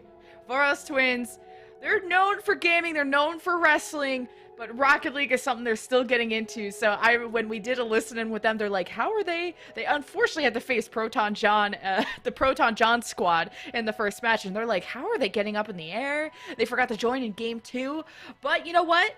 With every game you play, you get better as you go. So we'll see as the leveled up twins go up against Leaf and MD how the series will turn out. Very curious to see what the Voros twins have done during the intermission, as I said before. And look at this. Already, we're seeing, at least, I think, there's some definite hitting of the ball going on right here. Oh, Leaf actually elects to leave that ball because it was headed into the net anyway. But I'll tell you, even from early signs, I think Pat and Chris they've been working some things out during the break. Yeah, I feel like Leaf really stepped up. Once he was done getting boost-starved, once he was done getting shoved in the locker for his lunch money, he really started showing up when we last saw him and MD versus the girls in the previous series. So I could see this being a really good series for Leaf and MD, but we'll see just like how much slack do you give the twins, because they can and could show up to your house with some kind of wrestling maneuver they will name after you. To be honest, if the twins were to show up anywhere to do some kind of wrestling move, it's not going to be against Leaf and MD, because I don't think Leaf and MD would Brazil them like Proton John and Corrupted G did. Not quite. Although, we're on pace, because there's a second goal from MD, who finally emerges from the shadows. As you alluded to earlier, so often, MD, Proton John, those players have been lurking in the background, letting Leaf and Corrupted G do the heavy lifting up front. But every once in a while, they come wandering up, and this time, MD's rewarded with a goal for that one. And just like that, the Voros twins are in trouble yet again here. But Leaf going to whiff on that one and give them maybe an opportunity. Leaf, there's someone like AFK in the net. You can't miss that opportunity. You can't. You can't even go 2 inches off the ground, Leaf. What's going on? I see you, though. They're definitely playing a lot slower, giving some slack to the twins, making this content look really spicy and interesting. Now, it goes over to Leaf. Got Patrick in the way. Patrick, out of both twins, has been the way more aggressive Rocket League player. So just be careful what the twins have up their sleeve. Once they start that psychological connection, when their cars get close, they're static, and I feel like the twins start communicating on another level that Leaf and MD might not expect. It has to be non-verbal communication. Yeah. There's some sort of psychological link that those two share, and surely that has to benefit them in Rocket League in some way. So we've yet to see the fruits of their labor, but let's check out that psychological link. For the sake of the listen-in, I hope it's verbal as well, otherwise it's going to be crickets, but we're going to get a listen-in here for the Voros twins. I saved it. Oh! Patrick, are they going to do something? Do you have some boost, Patrick, or no? Oh, okay. We just need a good counterattack chance. Oh, I missed. That's fine. That's fine, the ball's on the other side. Big hit. Is there a chance, Chris? Huh? I can score! I can score! Go! Let's go! Patrick Morrow scored! That was great! Hey, good job. This guy. You're so good! That was a great strategy. Yes, indeed. Timed to perfection. We got the listen in just in time for a brilliant goal there. And they even narrated the words on screen. Patrick Voros scored. It was the full experience, just brimming with positivity, those two. That was perfect. I think, and you even have Leaf being like the wholesome Canadian he is in chat, just saying like, great shot, great goal. Because sometimes quick chat feels BM, but in this case, it actually feels wholesome because we're all just happy little Canadians here sometimes. Patrick, he's got the ball. MD knows how to use boost though, so Patrick's like, man, how do they get their cars to go that fast? Did we not buy or pick the fast cars? And then little do they know they all go the same speed. Fair point. Yeah, I bet you early days they were wondering exactly, well, and if you don't know how boost works, you're going to seriously wonder how cars get themselves into the air. We actually heard that question posed. But since then, they have, ooh, well, I thought there was going to be a goal there for a second, but Leaf, despite being a polite Canadian, as he so often is, he's still got a little bit of venom in the tank when he needs it, and he got a demo there on an unsuspecting offender. That's cheesy, Leaf. Come on. How insecure do you have to be to demo one of the Boros twins? And now we're demoing another one. Now it's Patrick. Now Chris gets some equal love. MD, ooh, it's off the cross.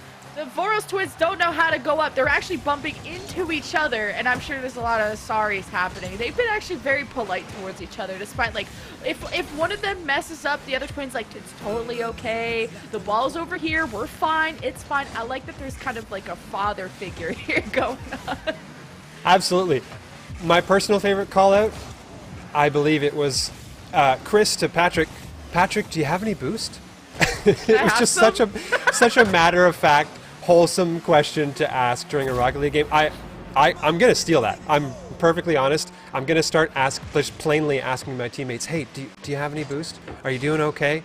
Because I think there's a lack of psychological support like that in Rocket League. Yeah, I'm definitely gonna ask, like, if I play with anyone, like, hey, do you have any boost? Can I have some? Like, I have 0. Where do you get that? Like, because I actually wonder if Leaf and MD are boost starving, because I feel like it's obvious enough to know where the boosts are. I think it's just knowing when they're respawning is a different story, though. But game 1 goes in favor of LeafX and MD, as we'll figure out in game 2 how this will end up. And I'll state for the record, if the Voros twins are listening, no, you can't trade boost to one another on the field. Because I worry now that you've mentioned that they might start wondering, wait, I can share boost with my teammate, but no, you can't do that. Whatever boost you find is your own, so please don't try bumping your cars together to see if you can trade boost back and forth. I'm telling you now, it's not going to work. But what is working is the positivity and communication and the brotherly love going on the field. We saw that, or we heard it rather, in the listen-in. And it got them a goal in that game. They're on the board. It was not a shutout. It was not a Brazil like we saw earlier from them on the day. So there's improvement to be had. And I think enough politeness on the side of Leaf and MD to make this thing a great show. Even MD is getting some goals. Before it felt like it was LeafX just putting MD in the backpack, the Jansport as I was calling it, but MD I think is finally getting some chances to get involved in some of these plays, just because, the Voros twins, their system seems to be Patrick goes zoom and Chris stays in the net and hopes to be important enough to just block something. And hopefully not his teammate, which has happened maybe once or twice. But it's fine. This is a learning experience and it's for charity, so it's totally fine. It is indeed for charity. I think in the case of the Voros twins, that was Make-A-Wish was their particular foundation of choice, the ever-venerable Make-A-Wish Foundation. And Leaf Canadian Cancer Society, another fantastic charity. For MD, I believe it was St. Jude, and I just went 3 for 3 off of memory on what charities all of these players have chosen. So I think I'll just sign off the day and let you take over. That's a win for me. Oh no, oh no, that's not a win for the Voros twins. Wow. That's Leaf putting that thing in reverse. Well, actually, he did kind of a turnaround, and Patrick shoves him, but forgot about the objective, which is a predicament in a lot of esports, a lot of games, of forgetting about the ball or the whole point. But Leaf, off the kickoff, Patrick wasn't quick enough, and Leaf scores another. He does, quite ruthlessly, I might add. And I don't know that he noticed no one had left for the kickoff, but it sure feels that way, because he absolutely slammed one on net to make it 2-0 here. 4:38 still left on the clock. Essentially, a whole game worth of Rocket League still to be played here with 2 goals on the board. And Patrick gets a nice little cheeky touch in the midfield to kick it towards net. And I think, were it not for the defensive efforts of Leaf and MD, that one would have been on target. Oh, it's raining. It's storming. But you can't raid on this parade of the Voros twins, who, even in the listening, sounded like they were having fun no matter what. And they even got some goals in the first game, but Leaf is done playing with his food. That is Leaf with a hat trick now. Yeah, he means business. It sure seems like he means business in this particular game. He and MD still recovering from the starvation and the smothering that they experienced in the previous game. It's time to right the wrongs, even if it wasn't the Voros twins that wronged you in the initial stages. Leaf here, again, a little creative on the effort on offense, but the ball, it's headed goalward either way, and the Voros twins just not able to get a touch on it in time. Wow. That is crazy. I'd love to do another listen in, this time with the winning team, LeafX and MD. What you thinking about?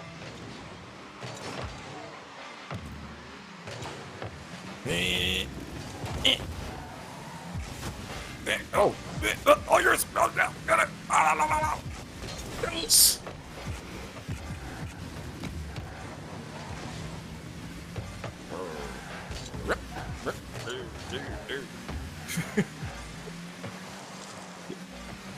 It's only shot time.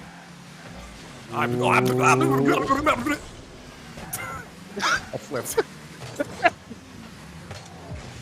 I saw and heard the flip at the same time.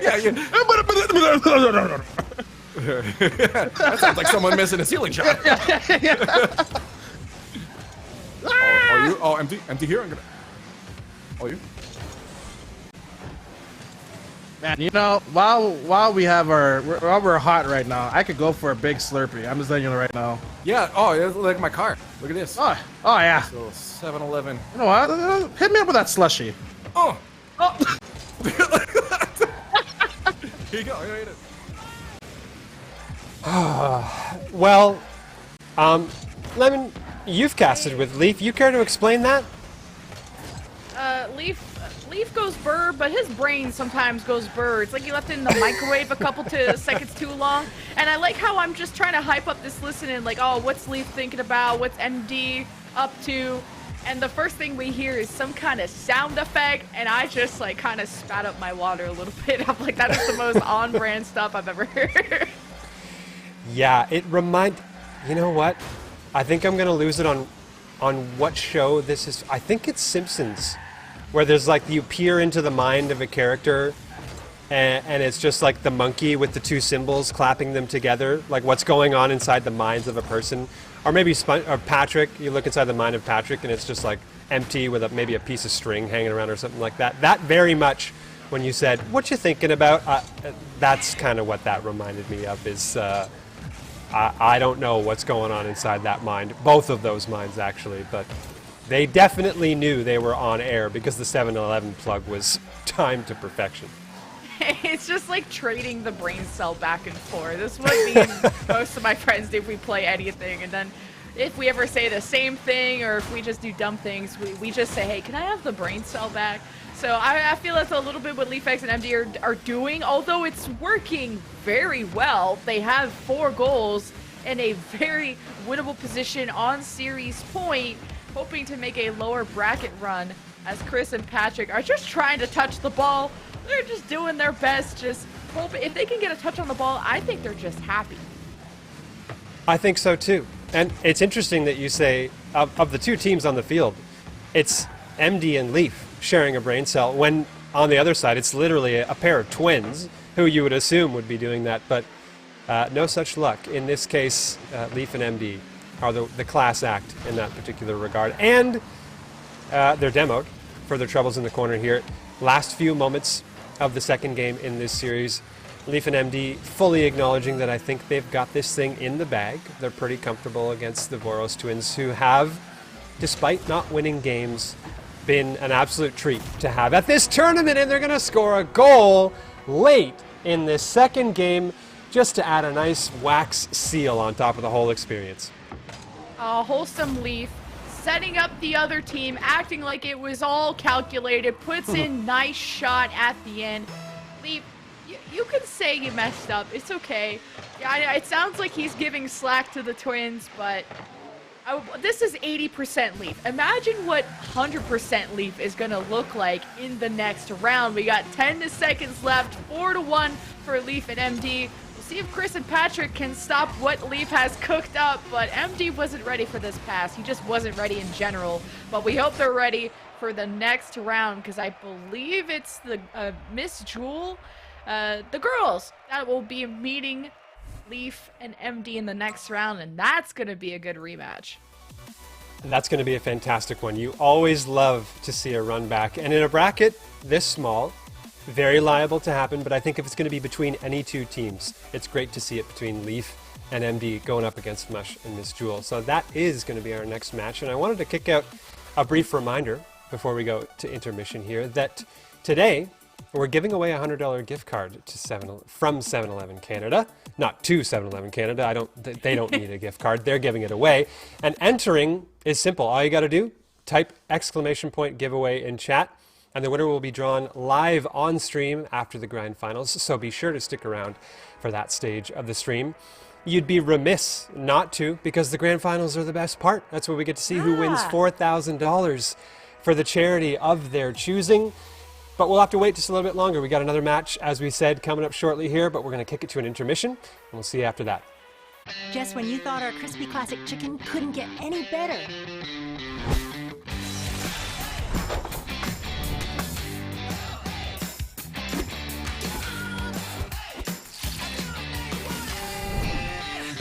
We created the new barbecue bacon chicken sandwich, a crave-worthy sandwich made fresh in select stores daily.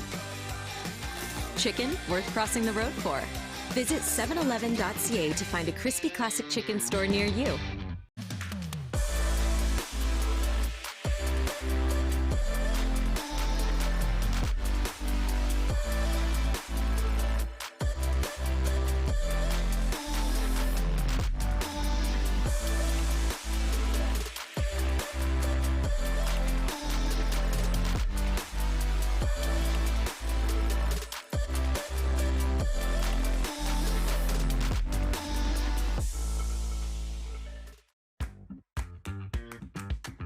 Welcome to the 7-Eleven Gamer Lounge, where we bring together great snacks from 7-Eleven and epic gamers.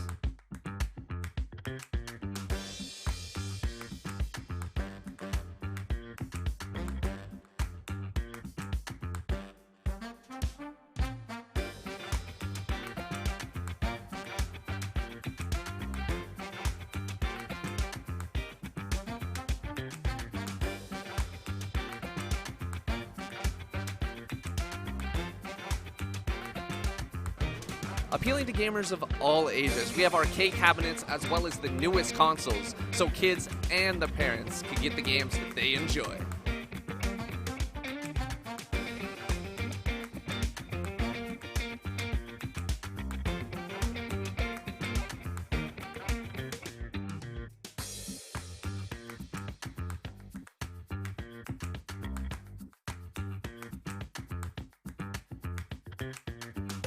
Being a gamer takes a lot of energy, and the best way for you to refuel is with your favorite 7-Eleven snacks here in the Gamer Lounge.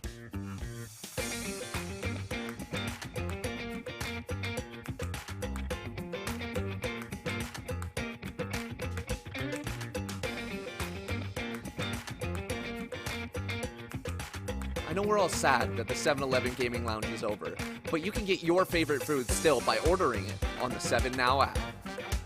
Until next time, good luck, have fun, and stay gaming, gamers.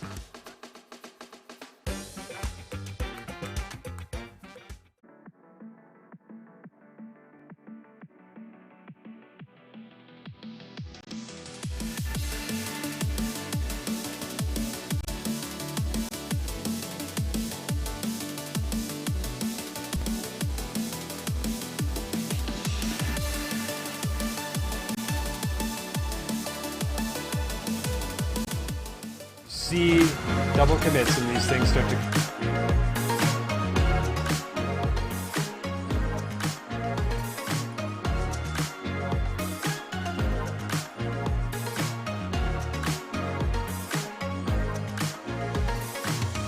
creep in for green. That's a fair point. I like it too. It's really opened up a lot of passing angles that we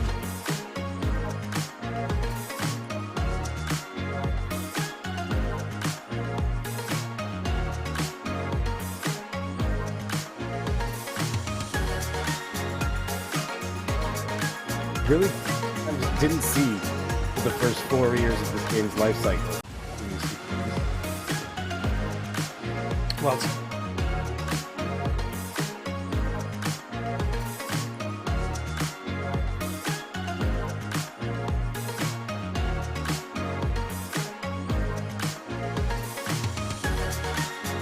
$50-50 on the scoreboard. Oh boy, it was almost... man, I try my best here to just try, man. That is a thing of beauty right there, and that is that's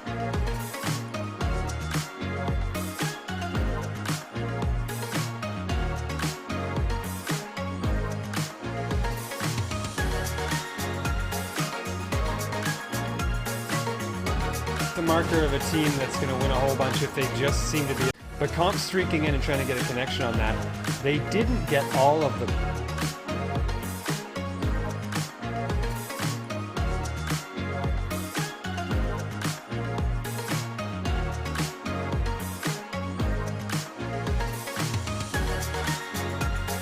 ball. They got underneath it instead and just sent it in the same direction but way faster. And that's...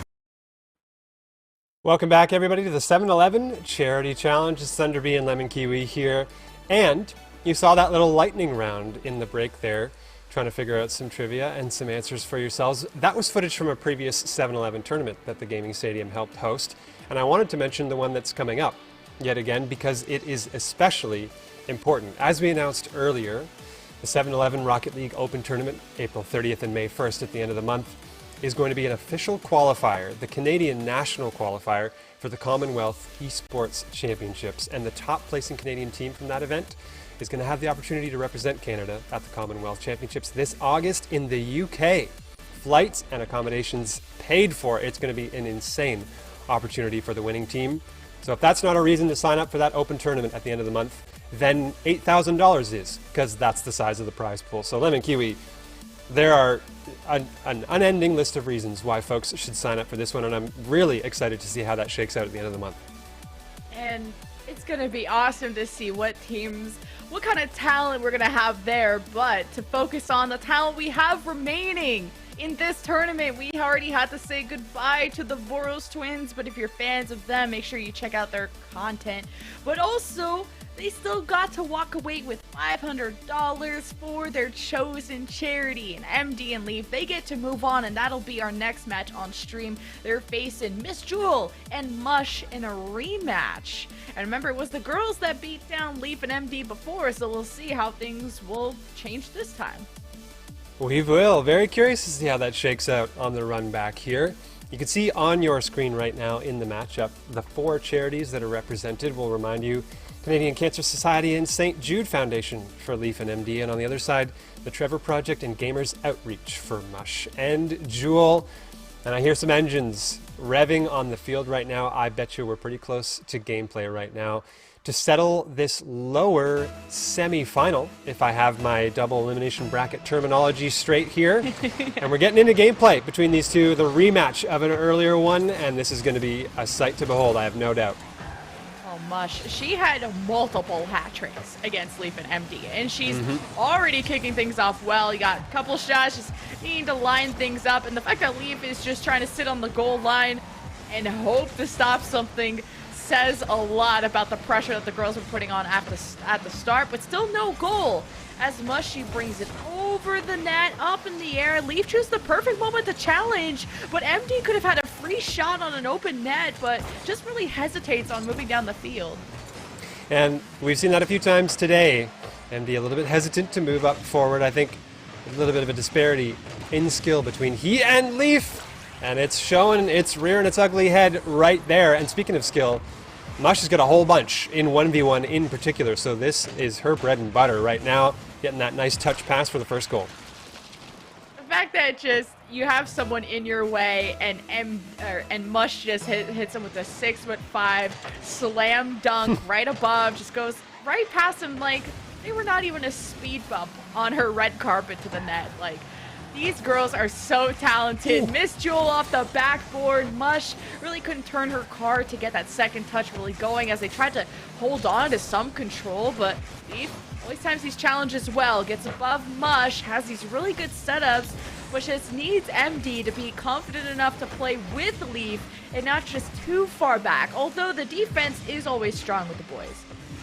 It is, indeed. And you know, one thing that might be holding them back is that their comms seem to have devolved into just a series of grunts and noises in some way, shape, or form. Hard to communicate to your teammate that you want them on offense when you limit your vocabulary that way. But speaking of which, I think it's just about time for a listen-in on one of these teams because I talk about comms. Let's hear them. Oh, he pops it up so quick. Oh, how's he doing?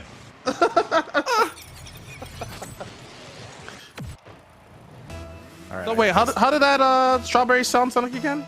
The strawberry sound went. Yeah. Oh. All right, Miss Jewel. No! Oh my God! That's right. Good. All good. Right behind you. Oh, Mush was safe. Okay. Mush was behind you there. Yeah. I'm staying there. Okay, now I'm looking. I'm getting the heck out of here. Here for show. Uh-oh. Uh-oh. No, that's good.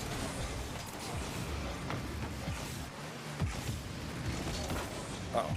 I am way out of the play. Ah! So am I! Oh no, it's rolling! It's rolling!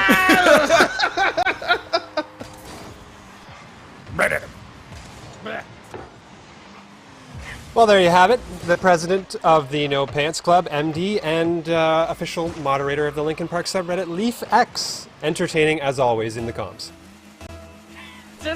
I would love to hear a game of just sound effects only and just see how much communication, because I feel like that's not like how the cavemen used to talk before English came out or whatever. Miss Jewel scores yet another, and I'm sure that's not even historically accurate. But, you know, I'm not a history major. Miss Jewel, though, she's a Rocket League major because look at that goal. That was sick. It was, and I think Mush and Miss Jewel, if they're tuning into the stream, they're thinking, Lemon, that's still how the cavemen are talking. Listen to them. Basically, that's what's going on. But it was a nice goal. It has been several nice goals here from Mush and Miss Jewel in this game. They've got themselves a 3-1 lead in the opener. Getting up to their old ways again. They're putting on the hurt like they did in the previous series between these two. And Leaf and MD, vocal as they may be, they've still got a heap of work to do here to come back in game one. Oh, another one for Mush, just like that in front of their eyes. Now, both girls have 2 goals each, 4-1. Look at the spin just Beyblading right on top of Leaf's car like that, you're just making them look silly again. So as this is game one, we're going into the second half. The boys are going to have a lot of work ahead of them to try and close the gap with the score. But at least the fate is kind of ending up the same way as it did when they previously matched up. No shot that you mentioned Beyblade without knowing that it's in Leaf's fun facts. Is that just no, seriously just a coincidence? Oh, that's so coincidence for both that players. is fantastic. Yeah, Leaf admitting he says he still owns all of his Bionicles and Beyblades. So your reference could not have been better chosen. It was perfectly timed here, and unfortunately, it's not helping Leaf and MD get any closer to winning this game. But it's at the very least providing the entertainment value that we so desperately want. Speaking of entertainment value, though, look at the slow motion air dribble from Miss Jewel to make it 5. This is really getting out of hand. These girls are really talented. And to be fair, I think they're just two aggressive players with really, really good synergy. Like, they know how to pass, they know how to move down the field together. And that's the only thing missing from Leaf and MD's situation is the disconnect of when to move down the field together. Leaf almost had a 6 solo play there, but I think in the end it's just not looking too good as we're going into maybe Brazil territory after this sick Miss Jewel goal. We're not far. We are but a goal from having another trip to Brazil this tournament. We saw one in the very first match of the day, and we may very well see it here, unless Leaf and MD have got some tricks up their sleeve off kickoff. No such luck, though. Miss Jewel, an opportunity at an open net, goes for the boost steal in the corner at the expense maybe of finding a goal there, but back the other way it goes. Miss Jewel to the corner with a touch toward that wall, trying to get it away from the wall. And I will say, you can more or less go cruise control at this point. 40 seconds left in the game, a 6-1 lead. I know everybody loves to set themselves up with the Brazil. At the very least, though, they know they've secured the win at this point.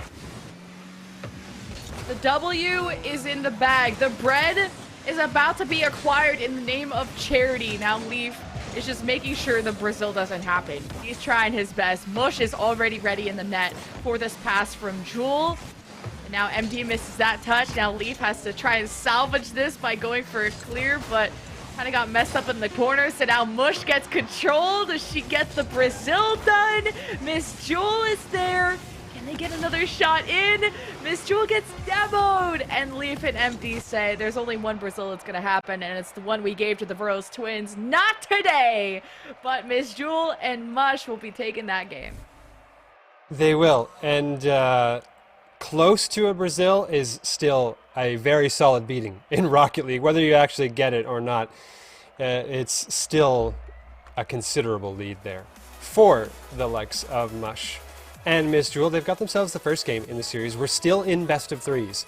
Mind you, it pivots to a best of 5 when we get to the grand finals, which is our next match. And I actually wanted to mention, for folks who didn't know that specific point about the format, there will be a game in hand for Corrupted G and Proton John, the team that's waiting, who made their way through the winner's bracket. So it's a best of 5, but you'll see a tick on that scoreboard right off the rip when one of these teams makes their way into the grand final. So coming from the lower bracket, it's never easy, and that's the advantage you'll see this time around when we get to that grand final. And as we ready up for game 2, this will be good. Miss Jewel already has a hat trick. Leaf is doing it all. He's got a goal, he's got 5 saves, he's got 3 shots. I mean, this is going to be a good final match. We'll get into that shortly. But did you know that you guys can upgrade your gear thanks to 7-Eleven Canada? It's really sick. There's a 7-Eleven app that you can download. So once you go to 7-Eleven for all your Friday night drunk treats, whatever you do, that's usually where a lot of the times where I end up. You can use the app and scan anything that you buy, and then this automatically gives you entries to their contest where they're giving away $2,500 of gaming gear. So go to tgs.gg/7-Eleven contest. Let's go into game 2. Let's go indeed here. Leaf and MD, I think, hoping for a better start, and I'm pretty sure they're getting it. A goal right off the rip, 6 seconds in, and they've turned the tide a little bit here after game 1. This is already a good start for the boys. And that's, I think, not too much of a mistake from Miss Jewel and Mush. You're just doing what you can to save the shot. Where the ball ends up after is up to your teammate, but if your teammate is moving down the field expecting something different, stuff like this happens in 2v2s. You just don't have as much map coverage. But Miss Jewel is leading this charge. Mush being very careful of Leaf, which always challenges these really well. The girls are starting to apply some really good pressure. They are. Good challenge, though, on the back end from MD. Get a pinch out of the zone. Alleviate some of that pressure that Miss Jewel and Mush were building. Miss Jewel! I don't think I'll call it an old goal necessarily. It was more like a forced error. Something a little bit tennis-like, where she had to make some kind of a touch, and it was just pixels away from being the right one. 2 goals. The girls move down the field. It's just about if you can get past Leaf. At this point, Miss Jewel, I'm okay with you putting the gloves on and showing Leaf, you know, the door. I've seen you demo before, and Leaf is clearly a problem because I feel like these goals should be going in. Leaf, well, he's a problem in more ways than one. I think we can both attest to that. But if we're just talking Rocket League, he's been definitely a problem for the teams that have been playing against him. I remember the score tally I read out earlier today of 795 points to 22 for his teammate. Don't know that it's quite as lopsided right now. Oh, actually it is 340 to 2 points, and it's a lot more even on the side of Miss Jewel and Mush as they find their first goal of game 2. That's just an open lane, a red carpet to the net, and at least one to kick off your hopes and spirits of trying to start a comeback. Because the 2-0, that's not when I start to panic. I only start panicking when I'm down 3 goals. That's the magic number for me. But Miss Jewel and Mush, they don't seem like they panic at anything. Not really. Very composed, as you say. They're nice, calm, friendly in communications as we've heard them throughout the day. And I think they're playing this one real cool, and it's worked out for them. It's gotten them this far in the bracket, and they're trying to get just that little bit farther toward the grand final, but still a lead here for Leaf and MD. This one toward target off the post. Leaf gets the rebound as well, and nobody wanted that bounce soon enough. He got an extra crack at it. And Leaf is on another level right now. He just, the quick drive-by, Mush tried the free jump and just couldn't squeeze it out. He's feeling it. He's definitely feeling it. I can only imagine the unintelligible string of noises that were made when that ball got put into the net. I even heard in the listen-in earlier that their sounds have a flavor. Or MD asked, what did that strawberry sound like again? And I'll tell you, I could spend years trying to figure out what the heck he meant by that, but maybe I'll get an explanation at some point as to what the heck they were talking about. And if you can taste colors and sounds and stuff like that, that's a whole other level of Leaf and MD. But let's do a listen-in with the teams to figure out what they're up to. So he doesn't like have the chance to... Uh-oh. Nice. Ooh, close. Alright, let's see if I can do something. I am not there. You got it! Oh, so close! Close. I'm just gonna challenge this. He's going for it. Going back from boost. I'm challenging again.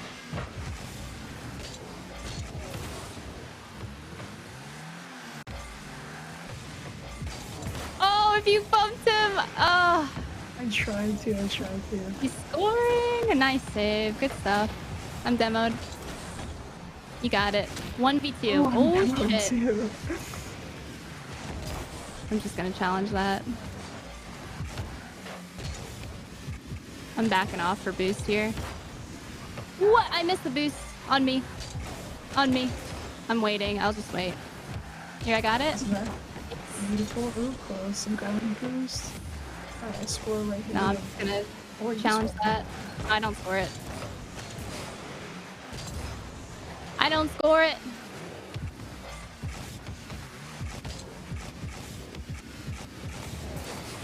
Well, that was interesting. At least they're talking a lot. So that's good. I remember when we were listening to Proton G and Corrupted G, Proton G. I feel like that's what their team name should be, but Proton John and Corrupted G, they were just like saying one-word things. LeafX and MD are just talking only in sound effects. But Miss Jewel and Mush, they're just always on the ball. Yeah, constant communication, and that is a recipe for success in Rocket League in general, and it's definitely served them well so far today. Proton G in the back pocket, team name.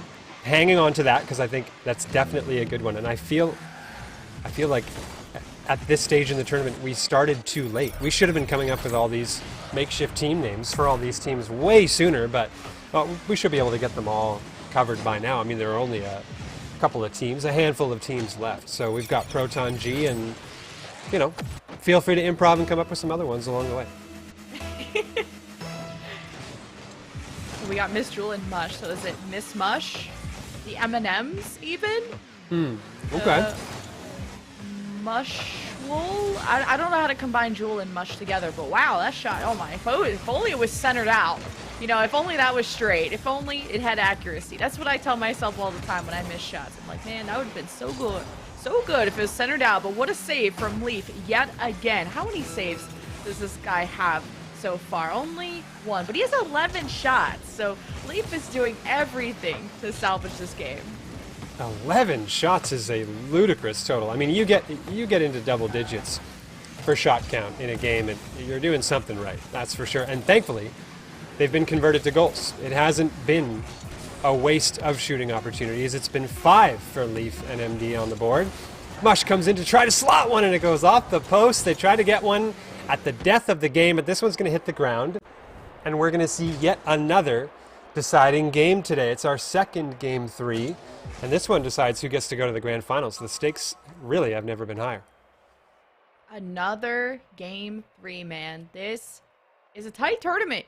There's a lot of good talent here, and even some that are learning the game, even some that are world champions. We've had kind of the whole spectrum of skill levels here, and the fact that we're getting Game 3s says a lot. I'm really looking forward to this. And don't worry, guys, everything, all of this goes to charity, no matter if you're last or you're first. $500 at least goes to the chosen charity, with upwards to thousands of dollars if you end up in first place. And $4,000 to the selected charities for the team that end up taking the win here. And if you're a Rocket League player in general, and you're Canadian and you want to represent your country, how about you double that? $8,000 for the Rocket League Open. That's at the end of the month as well. So 7-Eleven Canada, we are so grateful to have such a fantastic partner supporting esports and supporting the Commonwealth Esports Championships qualifying event. You see it on screen now. April 30th and May 1st, that's going down. But enough about that.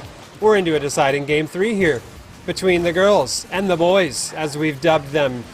Neither of them we've come up with effective team names, so we're just going to have to stick with that for now. We have Leaf and Park, I know was suggested. Oh my god, that redirect was disgusting. Mush, I don't know why she called herself Mush, because her brain is the opposite of that. This was so calculated. Actually, it was MD. Wait, MD, I don't see colors correctly. MD kind of helped with that. It was call it some kind of Jedi mind trick. He was, if only slightly, was influenced psychologically to make the touch on that ball. Almost a save. Instead, definitely a goal. And another one, maybe on the works here, for the likes of Miss Jewel and Mush. They can't get that one to go, though. But they do have themselves the lead. And so far, the team that leads early has been getting the wins in this series. We'll see if that trend continues or not. As we get past about the first 30 or 40 seconds of this game, Miss Jewel and Mush look pretty comfortable on the front end, but they've got some defending to do come back the other way. Mush, she knows how to go into the air, but where she lands, no one knows. But it was in the lap of LeafX as Miss Jewel just got a little too close to the net, but is just doing everything she can to just hold on to control for her team. Now Mush is trying to clear it. LeafX just gatekeeping the midfield. Now Miss Jewel is hoping to pass this to Mush, and Leaf with an important touch to stop that pass from going through. What about, is Deef? Is that as a team name for that? M-Deef? I don't know. I'm sure M-Deef, MX, Deef X. Oh, Miss Jewel, huge time dunk there And that's 2-0. Here, another fantastic goal from Miss Jewel and Mush, and oh my goodness, Leaf. He's gonna have some serious regaining to do, recovering psychologically from that one. That was brutal. And you got Jewel and Mush. We haven't figured that one out yet. I was trying to say, well, how do you say Jewel? Jewel. Mule? That's not a great. Or Jush? That's really. Miss Jush. I think that works. It works in my brain, but you know, there's a couple brain cells left in that one. Miss Jewel, I like these touches she's going for. Even if it doesn't have like a goal in mind, even if it's not towards the net, if it's away from Leaf, it's already a successful hold. Now Mush, well, that's Miss Jewel bringing out the gloves. Now you took out MD, but you forgot about the real threat. It's Leaf. What a touch. Yeah, the demo on the back line helped, but as you say, it was not quite the target that you wanted to take out. Leaf comes storming in to just narrowly find himself a goal there. Cuts the lead in half at 3 minutes. And we've got ourselves a pretty spicy deciding game here to see who's booking their ticket to the grand final of this 7-Eleven Charity Challenge. That's a great pass into the mid. Leaf with an equally good defensive touch, but that's another shot on target, and Mush, just circling like a shark, finally finds her opportunity to strike. Gravity wasn't quick enough for Leaf. I think he was still landing on the ground as Mush took a shot. Yeah, it just couldn't come off the wall quick enough. And the girls now take a 2-goal lead. But at least I was able to see signs of life from MD when it came to the Boros twins, but now it's Miss Jewel and Mush. They were some of the favorites coming into this tournament for sure in terms of skill level and the Proton G squad. Yeah. They were obvious. I mean, they literally have a world champion on their team, so that was going to be obvious. Ooh, they even have a fruit celebration. I'll have to pick that one up. And actually, that's something I spotted far later. That is the goal celebration or goal explosion of yours truly. Has been for the longest time. I'm a huge supporter of the juiced goal explosion, as it is named, and I've been using that as long as I can. Whenever I got it, that's how long I've been using it, because I have not touched another goal explosion since then. There's something about that is equal parts disturbing and satisfying to watch, and I've used it for the longest time. So a big shout out to a kindred spirit in, I believe was it Mush or Miss Jewel that was using that one? Now I've got my wires crossed. I can't remember who it was. We'll find out again if they score. That's the easiest way. If they score. We gotta add some tension to this, because it's 4-1. I gotta add tension where there is, because the boys are severely behind on goals. 3 of them, in fact. Miss Jewel! Oh my god, the dangle! Damn! Oh, that was sweet. Leaf waiting on the back line, trying desperately to shadow, and just gets sent to the shadow realm instead. On defense, a great air dribble, and we get our answer. It was Mush who uses the juiced goal explosion, because we saw party time from Miss Jewel there. So we got to see a fantastic goal, and our questions were all answered. Unfortunately for Leaf and MD, though, this is not looking good. They are 4 goals down with less than half the game to go. And this comeback, hey, if they mount it, it'll be one for the ages. But I am not exactly holding my breath here. Mush against Leaf. Honestly, Jewel, we got to bring the gloves out. We got to get a tip, like a lesson from the Boros twins on how we can actually just body slam Leaf out of this game. Because I think that would just make things so much easier. Ooh. I mean, more easier than 5-1, as they almost just shoved their way through the net, but then Cross got in the way. We're still in Brazil territory. We're kind of on track. We got a minute to get 2 goals. Very doable for Miss Jewel, or Miss Jush, I guess I should say, as there's the 6th one. It's 6. I think we had, was it earlier in this series that we had the threat of Brazil? It was, and I think it was the same score line as well. It was 6-1 for Miss Jewel and Mush. I still can't settle on a team name. I'm right there with you. Like I want to pick one, but none of them sound all that great. Maybe if they're listening in, hey, feel free to drop in the Discord chat if you have a team name you'd like us to go with, because it looks like you're going to the grand final. So we're going to need to say your team a few more times here before this tournament is over. So if they have any suggestions, please send them our way. Hey, even if you're out there in chat and you think you've got a good suggestion for a team name, we'll take that too. Because, like I said, and in the time it took me to describe it, they're a heck of a lot closer to the grand final, and they're up 6-1. This thing is donezo. It's a Brazil, and there it is. They finally deliver on the promise that they made to us a couple of games ago. Okay, now only defense from here on out. We have to leave the score this way forever. So that, you know, we're giving more material to people who are bullying Leaf. I don't know what that's about. But yeah, this is good. And honestly, when we give control to the teams to come up with a team name, they always come up with like a sentence long, super meany type of name. And it honestly drives me crazy as a caster because I'll have to say like a whole sentence and it has so many syllables, and then it's just such a mouthful. I kind of like Team 1 versus Team 2, or just the girls versus the boys. It's also thematic. 6 seconds though. The Brazil is almost remaining intact. MD and Leaf are just leaving it at that potentially, unless Leaf wants to go for his score. He's got the carry. He's got the setup for MD. Oh, but kind of lost in the sauce at the end. So we have our grand final set. Miss Jewel and Mush are going to go up against Corrupted G and Proton John.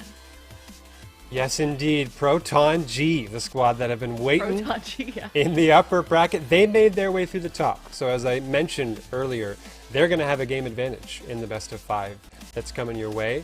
But that means we've got but one match to be played here in the 7-Eleven Charity Challenge. Thanking everybody who have tuned in so far. Don't forget to enter yourself into the giveaway for the $100 gift card, because that's going to be given away in and around Grand Finals time. But in the meantime, one more break. We're going to take a quick breather here, get everything set for the Grand Finals, and when we come back, we'll see who wins that $4,000 prize pool. So stick around. Just when you thought our crispy classic chicken couldn't get any better.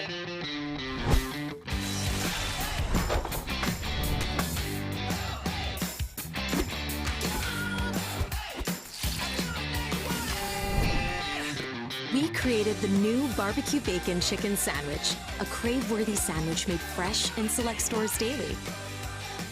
Chicken worth crossing the road for. Visit 711.ca to find a crispy classic chicken store near you.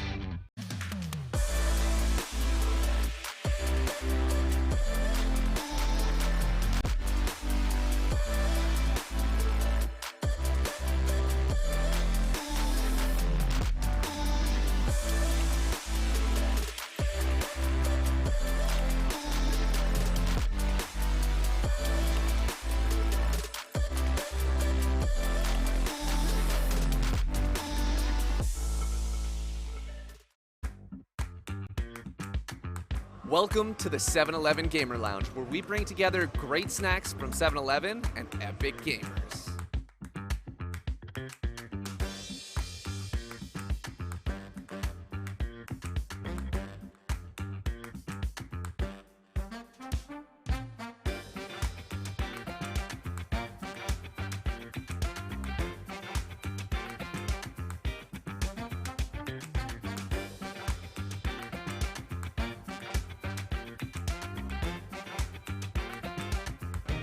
Appealing to gamers of all ages, we have arcade cabinets as well as the newest consoles, so kids and the parents can get the games that they enjoy.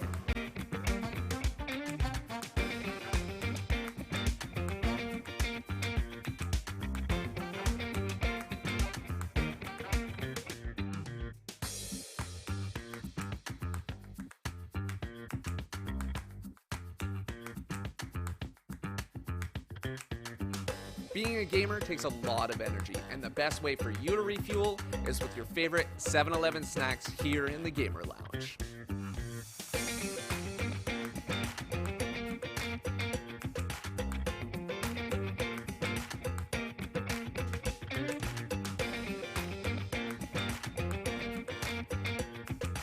I know we're all sad that the 7-Eleven Gaming Lounge is over, but you can get your favorite food still by ordering it on the 7NOW app. Until next time, good luck, have fun, and stay gaming, gamers.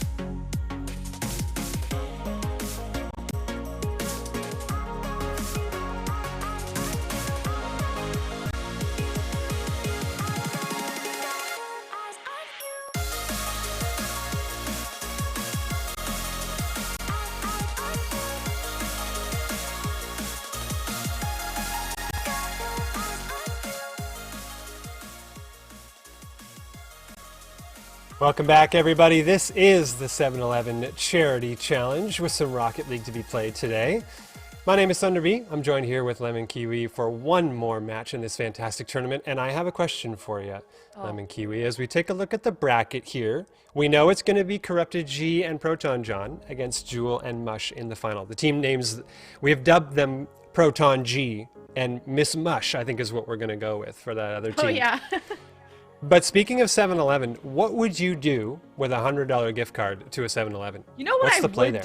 do? Just get, obviously I love my junk food like chips, candy. Like 7-Eleven is my ultimate stop because usually they're open very late, so I'm able to just scoot on in there, get some quick snacks, and no one judges someone in pajamas in a 7-Eleven. Okay, I'm able to go in there and get out. But not only that, so spending $100 on chips, judge me for that. But I would also go on the 7-Eleven app, scan all $100 worth of chips, and then go to tgs.gg/7-Eleven contest and try and enter the contests, because you're going to have so many more entries with the free $100 that you didn't even spend, and then you get entered to win $2,500 of gaming gear. So, you got to like invest and pay it forward to really get the most bang out of your buck.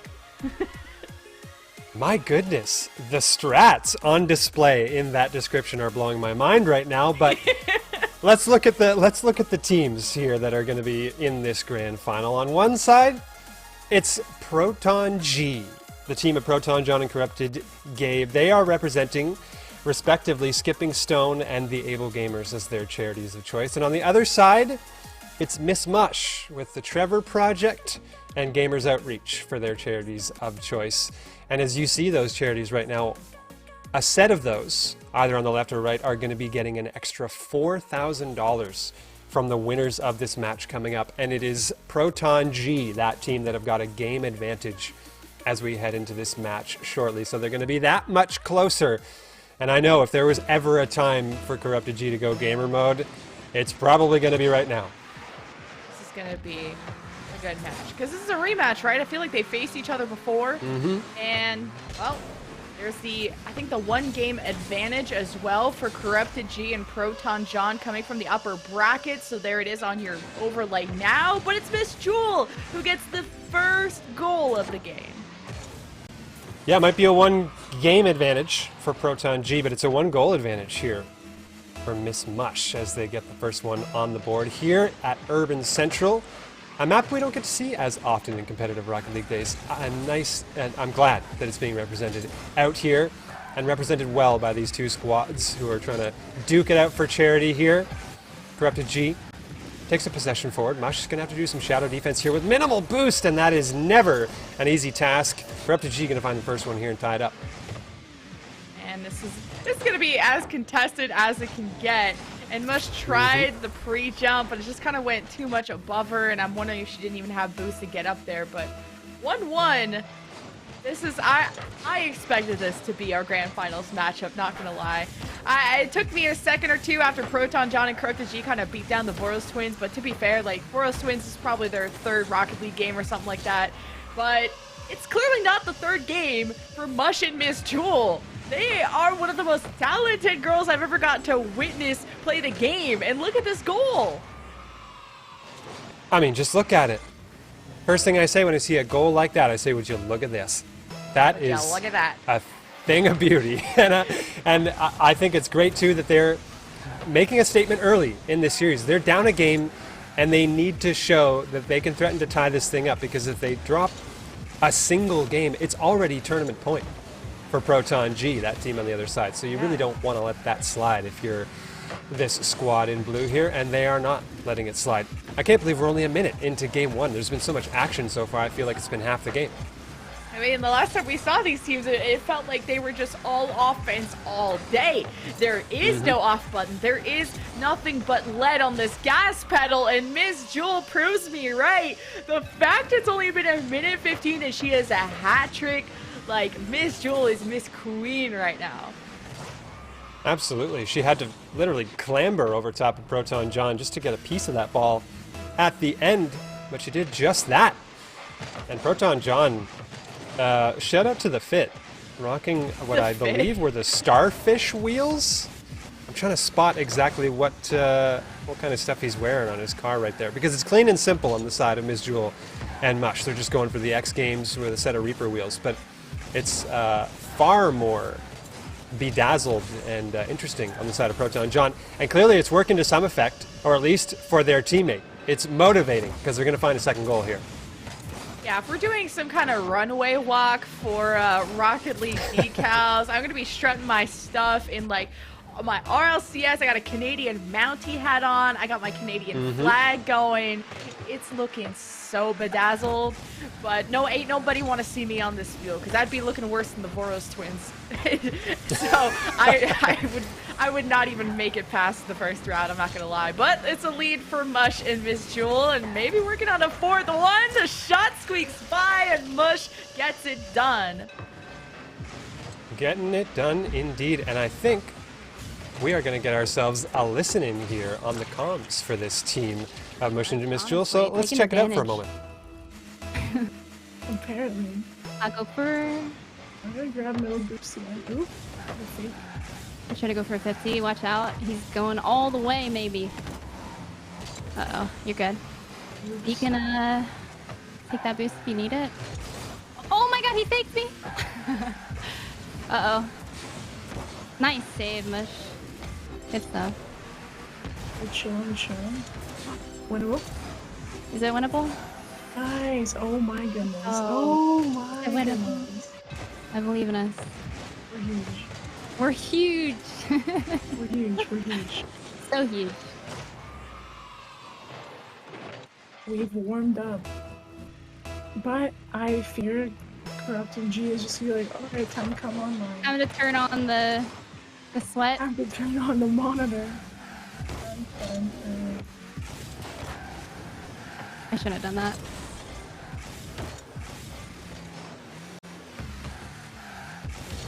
Good 50. I missed. Oh no. Close. Oh no, you can turn for that, I think. Not bad. I'm just gonna try and challenge, but... And that was the team of Miss Mush, as we have dubbed them. A little bit of a peek into the comms there, and you can tell they pointed to it. They're acknowledging that I think the G, Corrupted G, stands for Giant, because he's a sleeping one on the field. They feel like at any moment it's a switch that he can just turn on and say, you know what, probably time to win now. Let's do that. But I tell you, it's getting down to crunch time. He's got to do that pretty soon, because this thing, it's getting a little out of hand.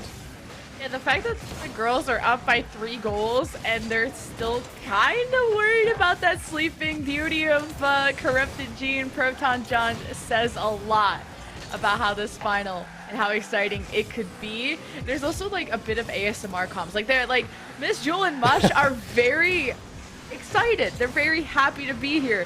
But also one of them is whispering. I don't know which one it is, but I wonder if somebody's sleeping.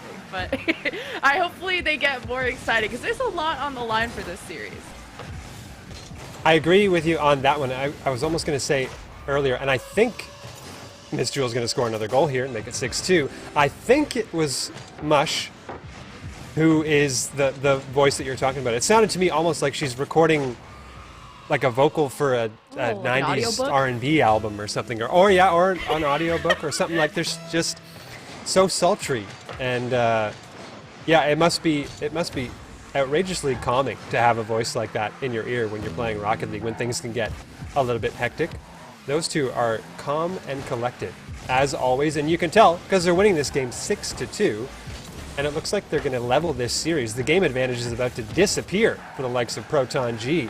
And they're going to have to win what is essentially going to be a little miniature best of 3 here to decide the grand final.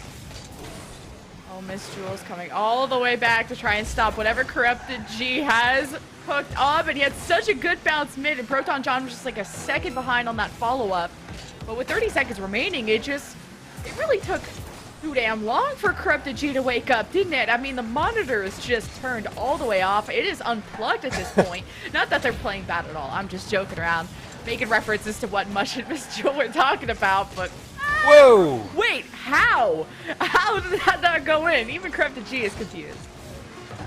Yeah, I think that we all share in the confusion on that particular play. It looked like it had a shout to go across the goal line, no such luck there for Corrupted G and company as they drop the first game of this grand final. And just like that, in the blink of an eye, their game advantage has disappeared. So it's going to take 2 wins for one of these teams to come out on top and take that sweet, sweet $4,000 in charity contributions to their charities of choice.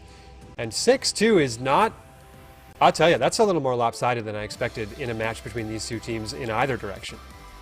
Yeah, I mean, I think the girls are still realizing it might take a few games, maybe a few minutes at best, for Corrupted G and Proton John to just warm up a little bit. But at this point, Miss Jewel and Mush, they seem smart enough to not only know when to go for plays, but also what plays didn't work out. And to be able to be as cognizant as the girls are to realize when they are making mistakes, when they shouldn't have gone for that play. And you heard it in their comms of like, oh, I shouldn't have done that, or I should have done this instead. So to just be always aware and always proactive on how you can improve in your game is how you could see players from any part of the world of Rocket League just get better as the series goes on.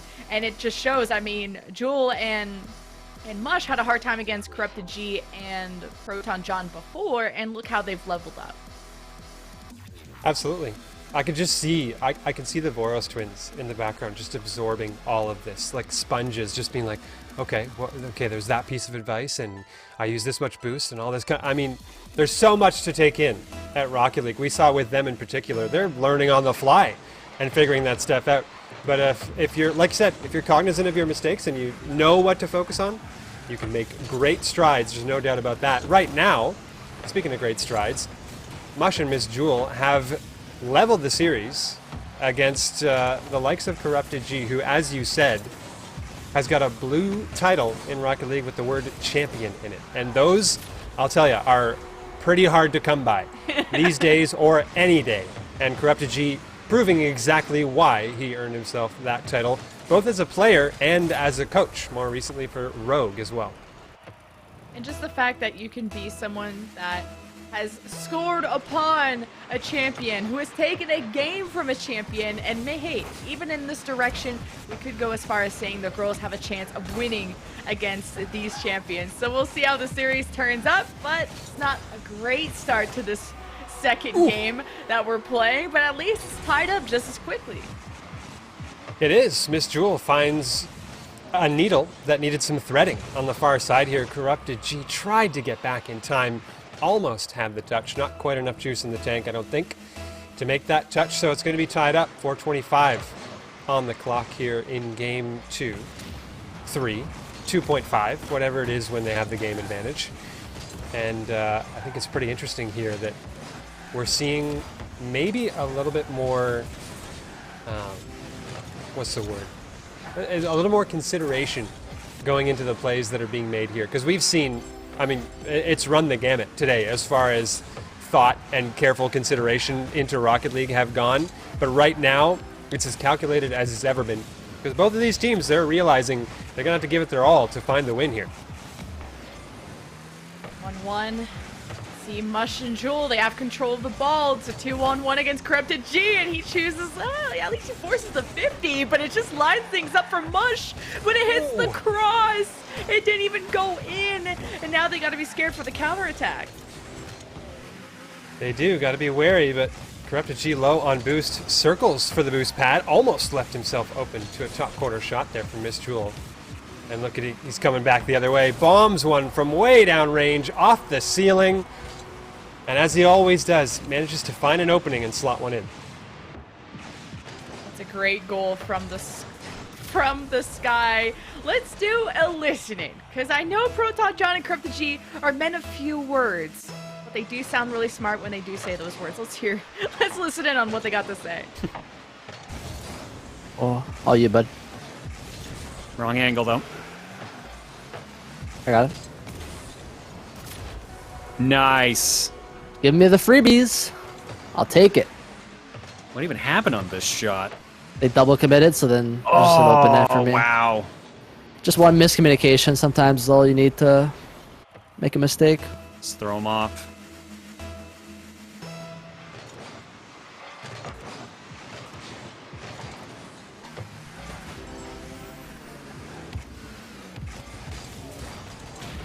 Oh my god, they love me. Oh, Nice try, nice try. It still gave me an epic save, weirdly enough, but okay. Okay, 3 points for you, 3 points. Look at that. 150 Hooray, so hooray. far. I'm doing it, Mom. My best game yet.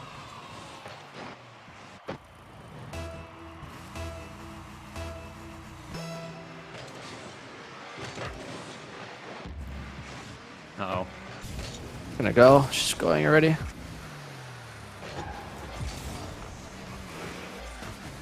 You can go first. Yep. Missed. Perfect. Oh. That's exactly what's clean. coming up there. So like, you just boom it, and if they can't read it, it's just a free goal for me. Yeah, that one looked like I wasn't sure. Well, seem to be a lot more talkative. I think the grand finals hype starting to really set in for Corrupted G and Proton John. A lot on the line for the charities they have chosen. Just a reminder on what those are. Proton John has chosen Skipping Stone, Corrupted G, Able Gamers. For Jewel, she chose Gamers Outreach, and Mush going with the Trevor Project. And this is a really contested game. Jewel gets on the board there, but still 4-3 for Proton John and Corrupted G. A lot closer than the last game, though, I will say. Things got pretty lopsided in that one, and right now, 1 goal separating these teams at halftime. It was nice in the listen-in that you hear there. I mean, with a player like Corrupted G and a coach like Corrupted G, he's straddling the line between both in comms, where he's giving instruction on what's happening in gameplay, but providing tidbits of information and the wealth of knowledge that he's got about the game. I'm sure Proton John, I talked about players being sponges at different points throughout the day. He's learning heaps about the game and getting to play with a player like this, and now he's going to learn heaps about a double tap right now as it gets rung off the crossbar. Corrupted G with low boost almost made some magic happen there, and now he's got to do some defending back the other way. No boost to do it. And we have a tie game just like that. Miss Jewel does it again. Her 4th goal, all of their goals going to her. The hats on hats. Corrupted G the same thing, and that's where that giant has started to rise from the ashes. The girls gotta be careful. The series is tied 1-1. We'll see what she can do again. Corrupted G, good challenge, good 50, a good follow-up, and pinches off of Mush right into the net, and the boys take a lead. Oh, Rocket League is a game of very narrow margins, and you see it right here. Mush so close to getting a piece of that ball, but you can only dive so early. And try as she might, not able to get the defensive touch. Corrupted G pops one over top to take a 1-goal lead here. But it's staying close between these two squads. Proton G versus Miss Mush going toe-to-toe in this grand final. It's a tied series so far, but that's about to be settled in one direction or another. Which one? Couldn't tell you right now. The goals keep pouring in. Every moment we seem to get a different bit of momentum headed back one way or another. Miss Jewel. Oh, she had a reset off the back wall, but the pass is going to be good enough. And Mush comes through to sink that one, but this was all about the setup. Oh, Miss Jewel just lines it up for Mush, and you saw the boys try and like maybe bump it off the wall, and Proton John was mid and couldn't stop the inevitable. He was too far back, and just every time one team scores, the other one has an answer. You even have Miss Jewel doing crazy things off kickoff, but this gave immediate control to Corrupted G. And Miss Jewel, she bringing out the Miss Jewel gloves, man. You gotta demo them. Oh, and the follow-up. Oh my goodness. The gloves very considerably off. At this point, Miss Jewel trying to tap one on target after just running rampant around the field, chasing Corrupted G. He's finally got a car back, but oh, he doesn't have help on defense, and Miss Jewel, how many goals is that at this point? 5 and an assist to her name. Just a lights-out performance. And again, that is 2 games in a row that they've found 6 goals for themselves. It's fireworks, it's highlights, it's everything you want to see in a grand final. Mush and Miss Jewel are just passing so well together. They work so well together. And the boys might be good solo, but how are you going to be able to stop what they have cooked up? It's 2 of the girls in front of the enemy net, and no one there to save this. This is tough. 40 seconds left, and the girls have a 2-goal lead. And again, Miss Jewel, it's the physical play. She got a huge piece of Corrupted G's car on that challenge. and upset his recovery to the point where he was not able to make the follow-up touch. And I'll tell you, if it ain't broke, absolutely don't fix it. I mean, this technique has worked wonders for them, both in the previous match they played and in this one. And they are very much about to take a series lead here, especially if Mush can find one more, but that's a nice recovery from Corrupted G to get back and try to give themselves an outside chance at a comeback. Oh, Proton John, no, he left the ball. Ball was behind him, to be fair. I kind of understand the need to do a 360. But that was a chance for Corrupted G and Proton John to get maybe one last goal in and do something off the kickoff to tie. But a 7-5, couple of seconds left. This ball will land on the ground and the girls will be taking game 2, at least the game 2 played on stream, and then go on series point, 2-1. Oh, it's close now. I'm sure they are as calm as they are in communications when we get to do those listen-ins. I'll bet you there's some excitement going on right now because they are a game away from winning this tournament and dashing the hopes of Proton G, this other team that have been lights out all day long, but they have met their match, and they've met, in some cases, their superior right now. The team of Miss Mush, they are so close they can taste it. Just one game away for a chance to get at, or just really the opportunity to get $4,000 split amongst both of them for the charities of their choices. A reminder of that again, you got Gamers Outreach and the Trevor Project for the girls, and Skipping Stone and Able Gamers for Proton John and Corrupted G, the boys. Everyone has chosen a really special charity that means a lot to them. We've seen Leaf with the Canadian Cancer Society, St. Jude for MD, the Make-A-Wish Foundation for the Voros twins, and all of those charities will be getting some type of love, a minimum of $500 going to them. So a big impact being made thanks to our players, 7-Eleven Canada, and all of our partners for making this tournament happen. Potentially the final game. As we enter this, the girls, their backs are against the wall, and now they are down a goal. Down a goal early, but it's a sign that they read the script. Because if I remember the script correctly, we're supposed to go to that final deciding game in the grand final, make it as exciting as possible. So at least the players, at the very least, they skimmed it. They know what's going on in the storyline and where we should be. But it's up to Miss Jewel and Mush, where they want to just completely disregard that, tie the game here, and trying to get themselves back on the board towards winning it. There's always an answer. You ring, Mush and Miss Jewel will answer, and they do it again. And it's usually in the second half that they really start to take off. So Corrupted G and Proton John, if you really want to send a bunch of money to those charities, gotta step up the game. Now Corrupted G, what a shot, lands perfectly in the center of the net, and they take a lead in this game. Corrupted G, that is a handful now of just absolute bombs from way downfield that he's been knocking in. And that's the skill of a player who played at the level that he did and still does, is being able to spot an opportunity from literally anywhere on the field. Oh look, there's another one, bar downski. And I would be remiss not to use that term in a Canadian tournament such as this. He goes bar downski with the tight angle redirect. And it's going to make it 3-1 here for Proton G. Yeah, I know Leaf's ears are perked up somewhere. We just talked about. Yeah. 3-1, Proton John, Corrupted G. Feeling pretty good. Feeling like they can start mounting a comeback, even force a game 5, but this is only the 30 seconds of play. These are such high-scoring games. The offense is firing on all cylinders, but the girls, they've really extended for this, and this jumped up to the midfield. The girls choose to grab boost, but not grab the ball, and the fourth goal goes in for the boys.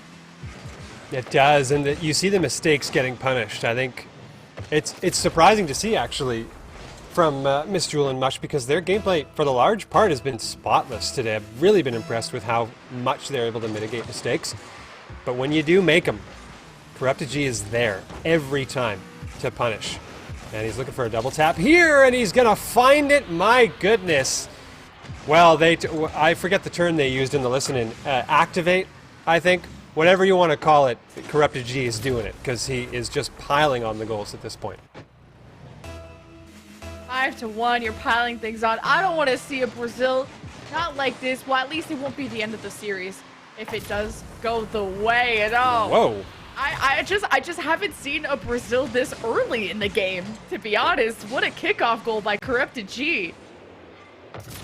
Yeah, I mean, they can't help but score at this point. Like, that was far from intentional. He wasn't thinking, okay, I'm going to shoot this on net now, but the ball is just going in, whether they like it or not.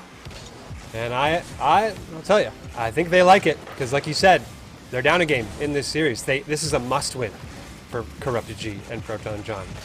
And they are winning it. Make no mistake about that, but Mush comes back the other way, flexing the 1v1 muscles yet again, and Miss Jewel leading the charge there, trying to get some physicality worked into it yet again.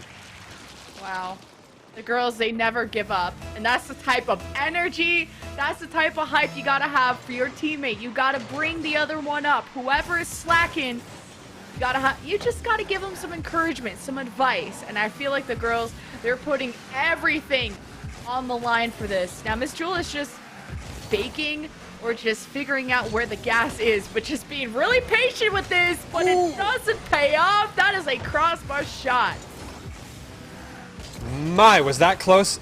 And I've spotted something else on the field here. I'd be very surprised if at some point Corrupted G, our fine friend over here, didn't give Proton John the instruction to just go bump people. It really looks to me like he said, you know what, John, cut loose, go bump and demo as many players as you possibly can, and I will do the rest. Because I've seen a few times where John's wandering, we'll say, a little far afield. He's looking for more so a car than a ball in any particular moment. But he found the ball right there, and he put it in the back of the net. 7-3. Yeah, this is tough. Now, with the boys just taking such a momentum swing in the first 2 minutes of the game, Mush and Miss Jewel just have to fight from so far behind. And now that you're having Corrupted G and Proton John just match all of your goals, like, this gap isn't closing. But what is closing is the clock, because you got 3 minutes, the seconds are going by. Corrupted G, if he gets this touch, well, that was so big from Miss Jewel to defend that, as she tries to just pass it to maybe Mush, who is going for boost, and this gives control back to Corrupted G and Proton John. Oh, well, they don't have a car to control, so... Oh, okay. Well, Corrupted G is huge. I guess there's really no other way to put it. He absolutely trucked whatever defender that was, Miss Jewel. Oh my goodness. And the ball completely froze. Mush went sailing by, and Corrupted G, sipping his tea, just gets to comfortably watch that thing meander its way into the net, make it 8-3, which is as lopsided as we've seen a game in quite some time. And you're right, it's about the momentum. This is a huge swing in the favor of Team Proton G right now, and it's going to take a big effort coming back the other way, or maybe just a nice air dribble right now, but that's a great save from Corrupted G. Second half, 5 goals. That's a lot to do, but I mean, Mush and Miss Jewel have put up that amount before. Now Mush is just dribbling it, carrying it down the field. She's getting bullied left and right, just getting it across. The second touch, and it's saved by Corrupted G as Miss Jewel keeps this rally going, but Proton John is just quite literally just shoving her out of the way. Now Mush keeps it in. That's a good touch, but Miss Jewel is going for boost, gets the shot in. The bounce is read by Proton John, and yet another save, an important one, comes out of the boys. Save tally is ratcheting up pretty quickly here for Proton G as they keep having to fend off these venomous shots coming from Miss Jewel and Mush. Corrupted G just toying with the defense at this point. Oh, what a touch, though, for Mush to keep that one away, but you can only keep them away for so long, I was going to say, until Corrupted G missed that shot. It goes off the post. He's going to have another crack at it. He's looking for the backboard this time. Slow play, reset. Miss Jewel can't find the save, and Corrupted G gets the 9th goal. Are we going to see double digits here for the goal tally? That would be ridiculous. That'd be a little wild, but we did save the best content for last, and this is the grand final, the last match of the tournament. So the girls were saying, and they're listening before, that the Giant could wake up at any second, you know, turning the monitor on. And that's like starting to happen. I mean, it's 9-3. And now it's 10-3. There's those double digits you wanted. There they are. And that ties also in much different fashion the most goals we've seen in a game so far today. I think it was 8-5 for one of the previous games that we saw. And we still got a minute and 12 seconds to be played here. That record may yet be broken outright. But I think that Miss Jewel and Mush, they're hoping that it's going to be one of their goals that's going to break that record, because it's scary out there right now. And I think they're just trying to gather themselves at this point and prepare for the next game. I highly doubt they're thinking, all right, let's keep going for the comeback. We're down, 7 goals. It's only 10-3. They're very much laser focused on the final game of this series and just trying to eke out some momentum to feel as good as they can going into that deciding. Mush, oh, the pass? Miss Jewel took a pretty nice shot. Now she's just chasing this away, as Mush just at least has to keep some midfield control. Now they're quite literally just glued at the hip, taking shots together. But with that double commit, this is Corrupted G that should have gotten a goal, but that was an open net. They kind of messed up. So we'll see. I mean, at this point, it's not really a mess up. You got 12 seconds, you're up 7 goals. I'm really just nitpicking at perfection as the last couple of seconds go by. Corrupted G and Proton John will be forcing a Game 5 in our 7-11 Charity Challenge. This final is it's just nuts. Things you love to see. That brought to you by 7-Eleven. Also brought to you by 7-Eleven. I'm also hearing that we've got a winner decided for that fantastic $100 gift card chat giveaway that we are having. I'd like to proudly announce that is the Bearded Avengers who has won the giveaway for the $100 7-Eleven gift card. So a big congrats going out to that particular viewer there. Thank you for tuning in. And thanks to everybody who has been tuning in so far. It's been a treat having you here. And we've got one more game to play. That is it. Just one to decide who comes away with this huge charity prize pool. And well, I mean, let's get into it. Really nothing else to be said. The momentum has swung every way, and now it's just come down to one 5-minute stretch of Rocket League. It's going to be good. Make sure you take advantage of all the cool things that 7-Eleven has going down. If you download their 7-Eleven app, you can scan stuff you buy from their store to enter their contest where they're giving away $2,500 worth of stuff. And even their 7NOW app where you can get 7-Eleven delivered. And that's great for a Friday, Saturday, every day of the weeknight. And, well, they have cool delivery discounts too. Now, Miss Jewel gets all of that. That's the first goal for the girls. Yes, indeed. The girls get the dance party going in the background. You can see the eggs busting moves, trying to support both of these teams out here as they dance their way across neon fields. And I will say, a goal early for the team that went down, what was it, 10-3 in the previous game. That's a pretty good sign. Make it 2 as Mush slots yet another goal. And just like that, the girls have got themselves a 2-goal lead. Well, that's the type of momentum we were hoping. I mean, even Corrupted G did everything he could just at the bottom, but the ball just got above him.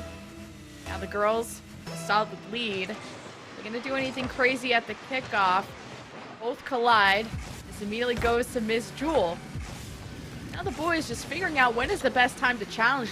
You also have to keep in mind they have to rotate for boost, so some plays end up slowing down as Mush wanted to maybe follow along with that, but the Corrupted G just baited them into a double tap, and the boys are alive and well.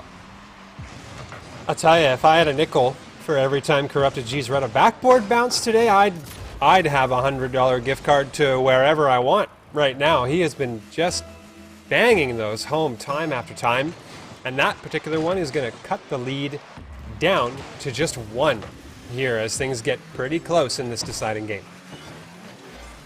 Now Miss Jewel, good first touch. Then Corrupted G sends it back over.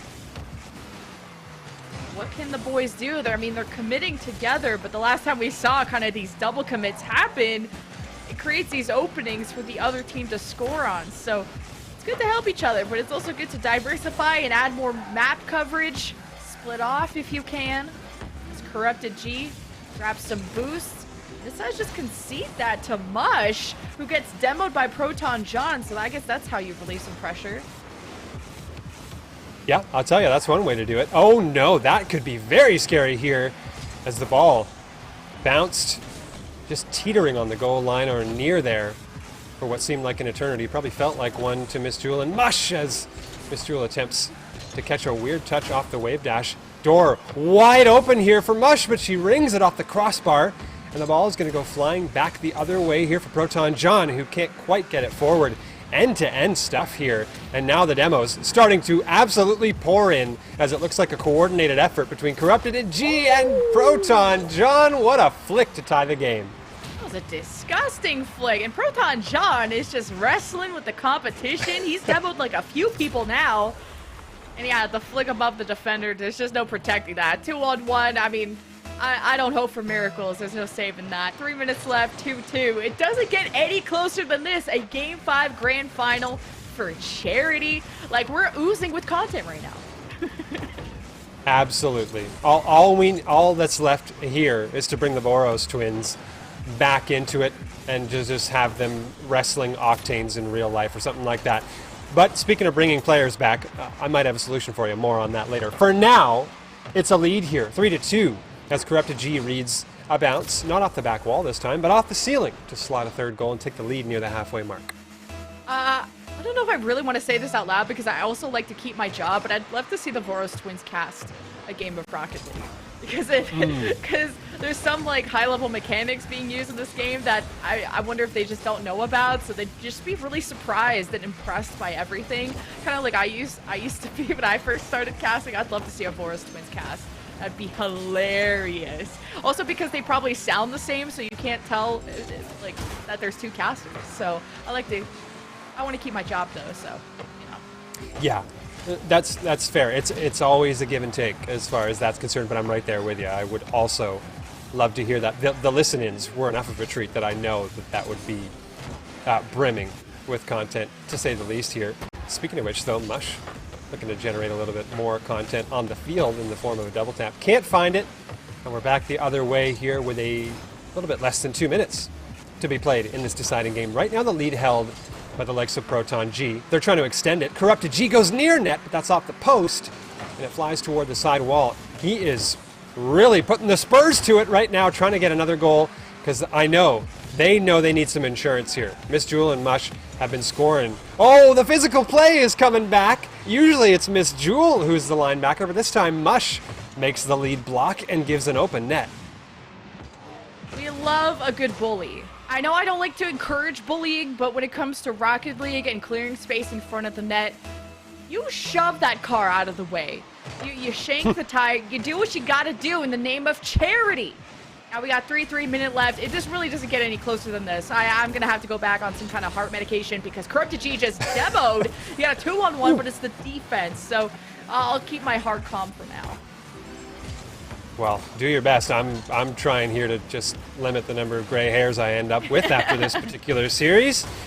But yeah, it's exciting. And it's the final minute of gameplay here in a tied game. And we know Rocket League, anything, truly anything, especially with what the hijinks we've seen so far today. Anything can happen, and it will happen. As Corrupted G makes a save off the back wall to keep that away from their net. It's pressure right now from Miss Mush, the team of these two, trying to slowly poke and prod their way toward the net. And now we're down to a little under 40 seconds here. I just want overtime. Surely we'll get some overtime to end this thing. Oh, I don't think my heart can take it. I think I'll have to solo cast at that point. 30 seconds, Mush! How did she not get that? What a save from Proton John. Now everyone is working so well together. Answer after answer, shot after shot. The defense moving forward down the field. Corrupted G with the ball. But Miss Jewel gets the challenge first, beats him to the ball. Now Mush is just trying to shove Proton John, or maybe even just dodge the demos that have been coming her way. I'm not going to lie, I'd try it too. 3 seconds remaining until an overtime of a century. Mush with one last shot into the lap and loving arms of Corrupted G as we enter Game 5 overtime. Oh, yes, yes, yes. Game 5, sponsored by 7-Eleven. This is it. This is an absolute treat of a grand final. Not like this. Not like that. Okay. All right. It's not going to be like that or this. we'll have to wait just a little bit longer. Corrupted G fires one off the crossbar. Miss Jewel coming back the other way. It's a 1v1. She's got an open shot opportunity. She goes opposite side. Miss Jewel secures the win for Miss Mush. And they go home with a huge chunk of change for the charities of their choice. Oh, I just feel rewarded. Everybody should feel rewarded. This has been an absolutely amazing grand final. What a turnaround, too. This was Corrupted G and Proton John's tournament to win. They were in the upper brackets.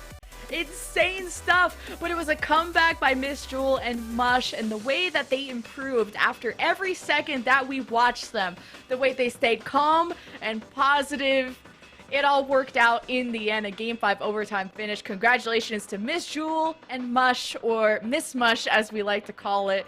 They will get $4,000 split amongst them, so $2,000 each for the charities of Gamers Outreach and the Trevor Project. But everyone in our tournament walks away with $500 for their charity, specifically the Canadian Cancer Society, the St. Jude Foundation, Make-A-Wish Foundation, Skipping Stone, Able Gamers will all get some love. And I'm just so proud of everyone showing up and putting on a good show in the name of such great causes. Couldn't have said it better, honestly. And I'll tell you one thing I could have said better. Thunder B said earlier that there was only one more match to be played. Our lie detector test determined that that was a lie because I forgot. We've got a show match. We have got a show match coming up for you. It's going to be an absolute joy to watch. I have no doubt about that. So please stick around if you've been tuning in so far. Thank you so much. And we'll see you on the other side for a little special closing out to this tournament. Just when you thought our crispy classic chicken couldn't get any better.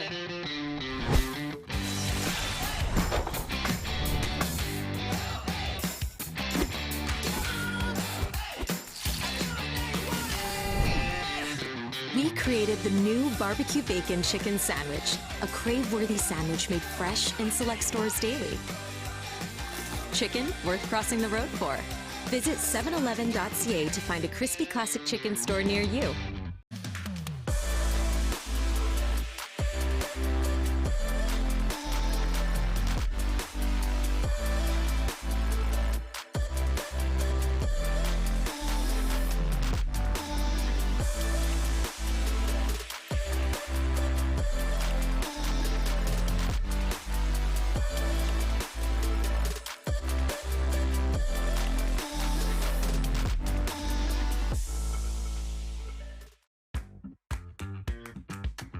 Welcome to the 7-Eleven Gamer Lounge, where we bring together great snacks from 7-Eleven and epic gamers.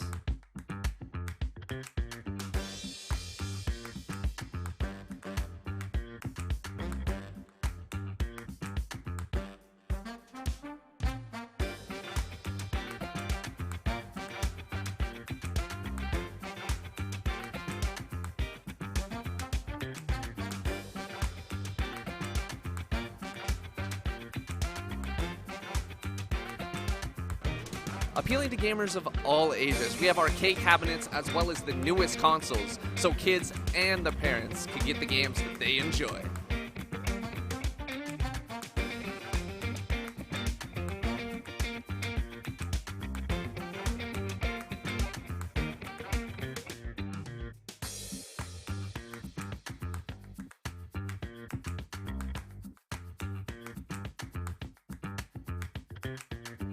Being a gamer takes a lot of energy, and the best way for you to refuel is with your favorite 7-Eleven snacks here in the Gamer Lounge.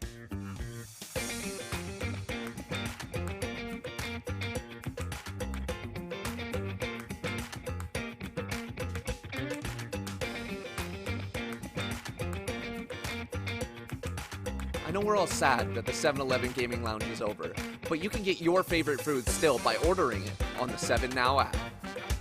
Until next time, good luck, have fun, and stay gaming, gamers.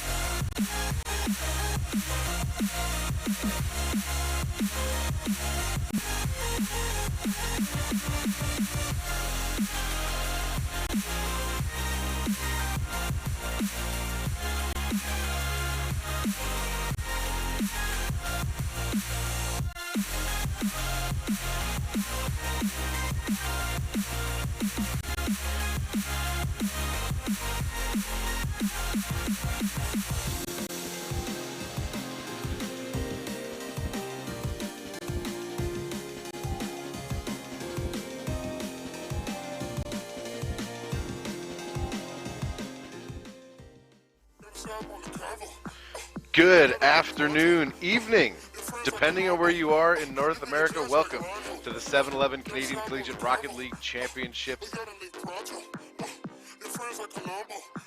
Can't find it. Gets the shot off, but it gets met at the point of attack. Now Ski will put that in top right. Julian can't quite get a clear. Gets a touch, but only as far as Ski, and that's the dueling whiffs, the cascade of whiffs. As Fervin can put that on net, and it's only a matter of time when you get a couple whiffs on your own backboard like that, as Ryerson did. Spoons just takes it right back though at the midfield. UBCO is hanging in this game, but not with a ton of control, as the double tap from Jay. Jay, man. Wait, I'm peeking. It's over. I'm peeking. No, I gotta leave it. You're so cringe! You are so cringe! I was thinking, be able to put a bow on it, move on in this bracket, and be able to continue to be the player that we all know they want. And to be honest, sometimes what it takes to score on St. Clair is them scoring on themselves. And during the Canadian Collegiate Championship, 7-Eleven is offering a huge discount on all 7 Now deliveries over $11. Download the 7 Now app, enter the code 7OFF11 for $7 off your order. Time. A lot of midfield play, but that's a big clear off the backboard. Garl is there, and the finish. Making sure that they lock everything down and make sure they're marking these players, because Spectron, they are completely unmarked, and they're going to take advantage. This will do it. UBC will head to the lowers. U of A will move on to the winners final. Jay's getting that top-level experience in, and they're hopeful to the high levels of Rocket League as well, so they're just natural companions, and that shows why.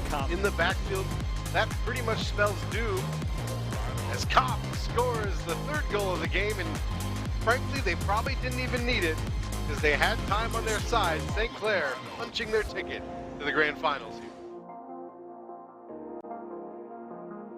It's a miss. It's just the same kind of miss as missing the net entirely, as Vanilla Rain puts it in, and that's the series. Waterloo certainly knocks on the door when it comes to a lot of Serial qualifier events. They get pretty deep in the bracket. You can see why. All the more resonant, what a because pass. we're still waiting for that first real chance. And I didn't know about this one, but Vanilla Rain is able to make this pass count. And if he can put this ball on the ground, he's gonna win. There it is. Go Rocks Go drops it down. Opportunity presents itself and just takes shots at you.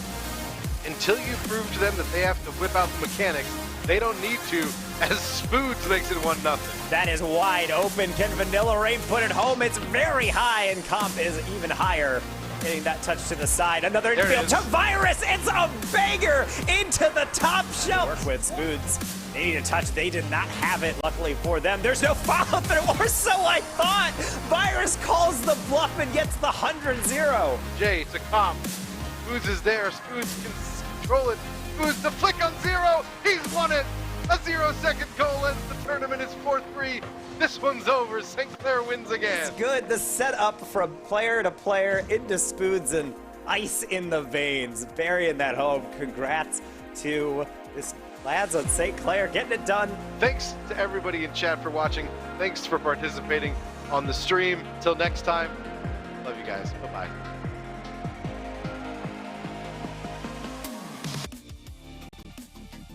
Fantastic recap there. What you saw was 2 great casters, Max and the Danger Taco, calling the 7-Eleven Canadian Collegiate Championships. And speaking of which, one of the teams that you saw on screen there is going to be part of this little show match that we've got scaled up for you, because we're doing 4v4. You heard me right. We're going to play Chaos. between the University of Alberta Golden Bears and 4 of the players who were in the finals of the charity tournament you just watched. The 4 players, actually, Corrupted G, Proton John, Mush, and Miss Jewel. And Lemon Kiwi, it's going to be, as the name would suggest, complete chaos. This is like the best book trope of enemies to teammates. Gabe, John, yeah, Proton G, Mush, Jewel.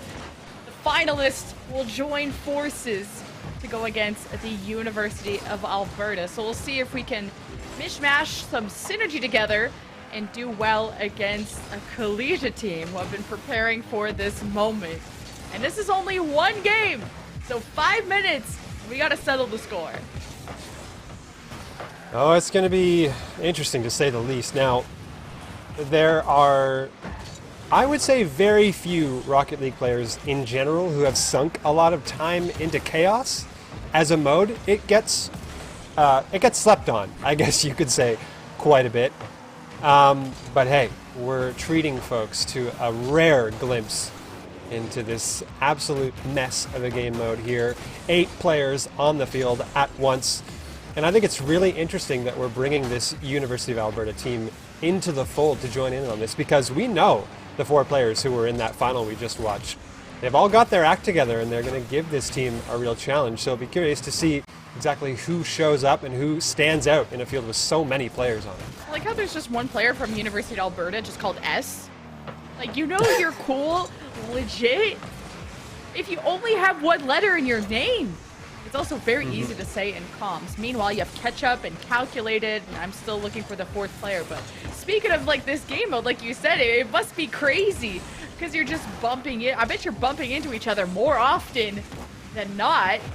And as a shot on the crossbar, follow-up from any of the 4 members of Gabe, John, Mush, and Jewel. We still have to come up with a team name there because that's kind of a mouthful. But still no goals yet. No goals yet, but I'll tell you what we will give you is a listen-in. Yeah, that's right. 4 people in a voice chat for the University of Alberta. I'd be very curious to hear what they sound like on this chaotic field. My God.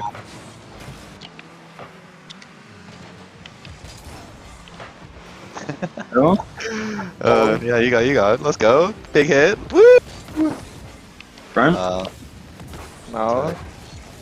Okay. Oh, there you go. Oh, crazy. I'll be up. Yeah, go. Big hit. Pass. Yes.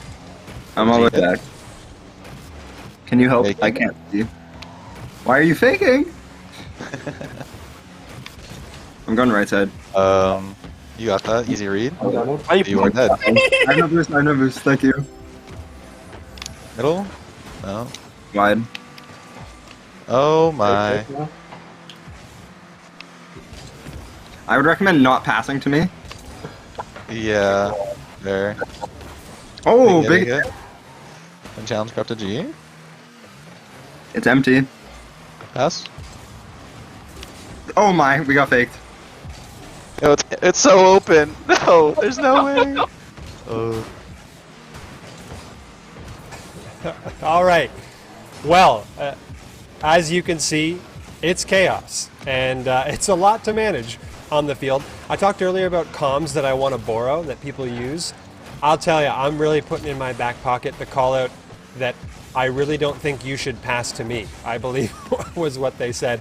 And I think I'll be using that a lot with my teammates. Yeah, that's crazy. I use that all the time. Please don't give me the ball. I don't know what I'm doing. I'm just trying to defend the net. I'm a goalkeeper, I think is what they call it. So there's a lot of honesty. When there's honesty, that's when you got really good synergy going on. But with a 4v4, I'm surprised that there hasn't been any goals yet. I think maybe because there's just so many cooks in the kitchen that you just, 1, probably can't coordinate a play. 2, like you probably can't complete a pass because someone's going to get in the way.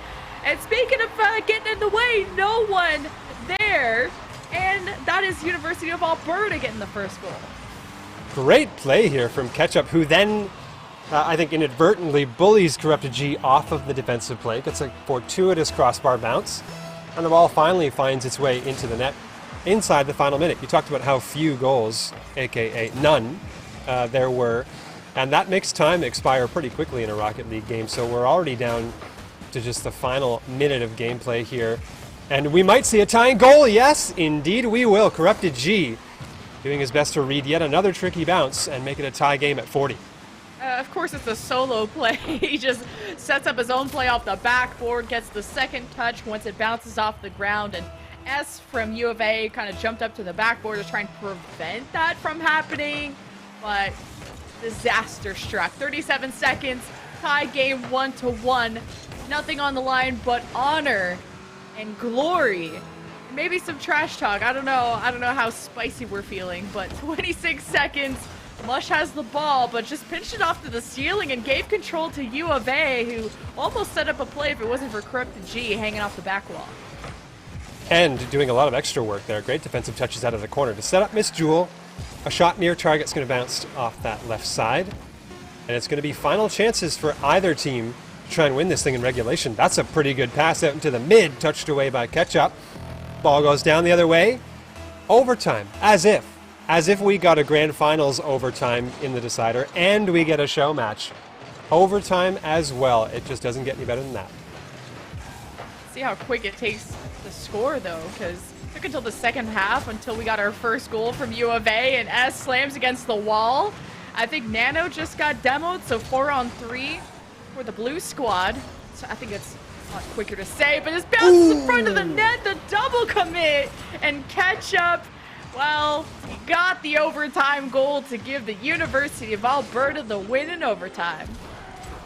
Huge dunk there. I mean, in chaos, you're inevitably you're going to have to dunk at least 2 or 3 players at a time, and Ketchup does just that to give the University of Alberta the win here in our chaos show match. And with that, I think we can comfortably say everybody wins, because all the teams got money going to charity. Mush and Miss Jewel got a whole extra wad of money to give to the charities of their choice. The University of Alberta came in and did some winning for themselves in the show match. Literally, it is a win-win-win-win-win situation. And I just want to hear highlights. What were your favorite parts of today? I mean, there's a lot to call out, but I'm curious what you might narrow it down to. I know there was, oh man, okay, I'm trying to think. I think I gotta give a shout out to all our Linkin Park references that we had to make when we played, because I was just so focused on that. I think the many of double taps, like pick one, there's probably a montage full of them from Corrupted G and Proton John. I think they were the most mechanically skilled people, but Mush and Miss Jewel had the better synergy, the better passing plays. So I can't even pick like one moment because it was just like really consistent from our finalists. So that was really fun to watch. It was a treat through and through, and we got every form of content you could ask for. High-level Rocket League, low-level Rocket League, hilarious comms, you name it, we got it. And it is all thanks to 7-Eleven Canada for helping the Gaming Stadium put on this event. And as I alluded to earlier, that is far from the end of that. I want to point everybody towards signing up, if you're a Canadian Rocket League player, to that 7-Eleven Rocket League Open that's happening at the end of the month, that is going to serve as the official Canadian national qualifier for the Commonwealth Esports Championships. The winning team, you get to represent Canada at that Commonwealth Games in the UK in August with your flight and accommodations paid for. So please, if you've got any ounce of skill in Rocket League, find yourself a team and come sign up for that tournament at the end of the month. As if the qualifier wasn't enough, there's $8,000 in prize money to play for there as well. So plenty to do. And again, 7-Eleven Canada, a huge partner as always for these tournaments. But for today, that's all we got for you. We did show matches, we did best of 3s, best of 5s. We did our best here, and I think we got treated to the end that we definitely deserved. So thanks to all the viewers out there, to the players, the content creators, the Canadians who came out, those 8 players, and offered up some money to their various charities of choices. And thanks to the production team from the Gaming Stadium as well, keeping the show running in the background. Finally, thanks to Lemon Kiwi, my co-caster. It's been a treat casting this stuff alongside you today. And that's it. That's going to do it for us here at the Gaming Stadium in 7-Eleven Canada. Thank you for tuning in, and we will see you at the end of April for the 7-Eleven Rocket League Open.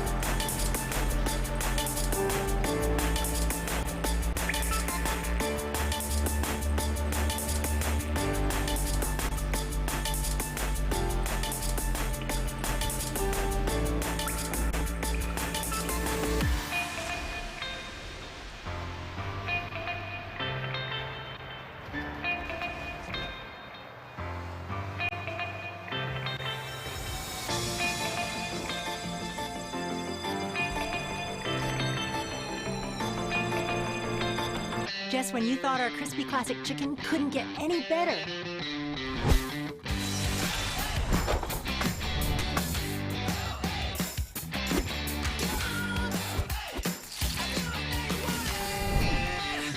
We created the new barbecue bacon chicken sandwich, a crave-worthy sandwich made fresh in select stores daily.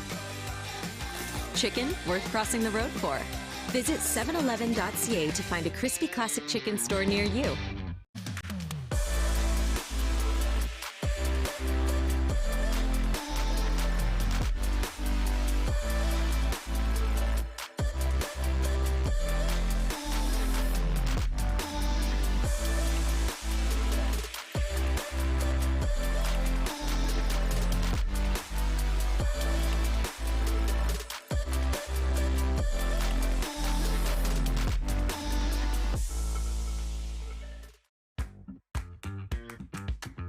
Welcome to the 7-Eleven Gamer Lounge, where we bring together great snacks from 7-Eleven and epic gamers.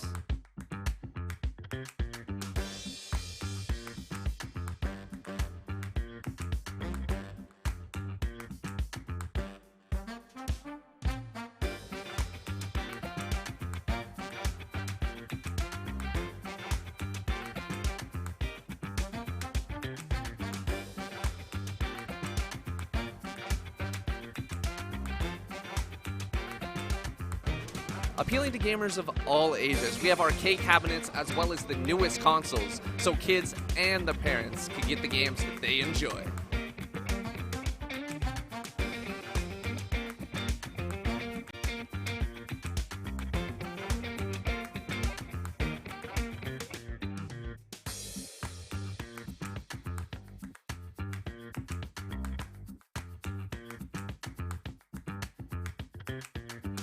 Being a gamer takes a lot of energy, and the best way for you to refuel is with your favorite 7-Eleven snacks here in the Gamer Lounge.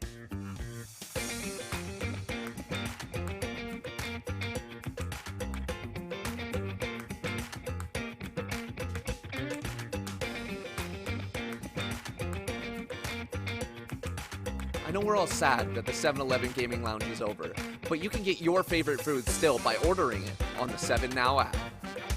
Until next time, good luck, have fun, and stay gaming, gamers.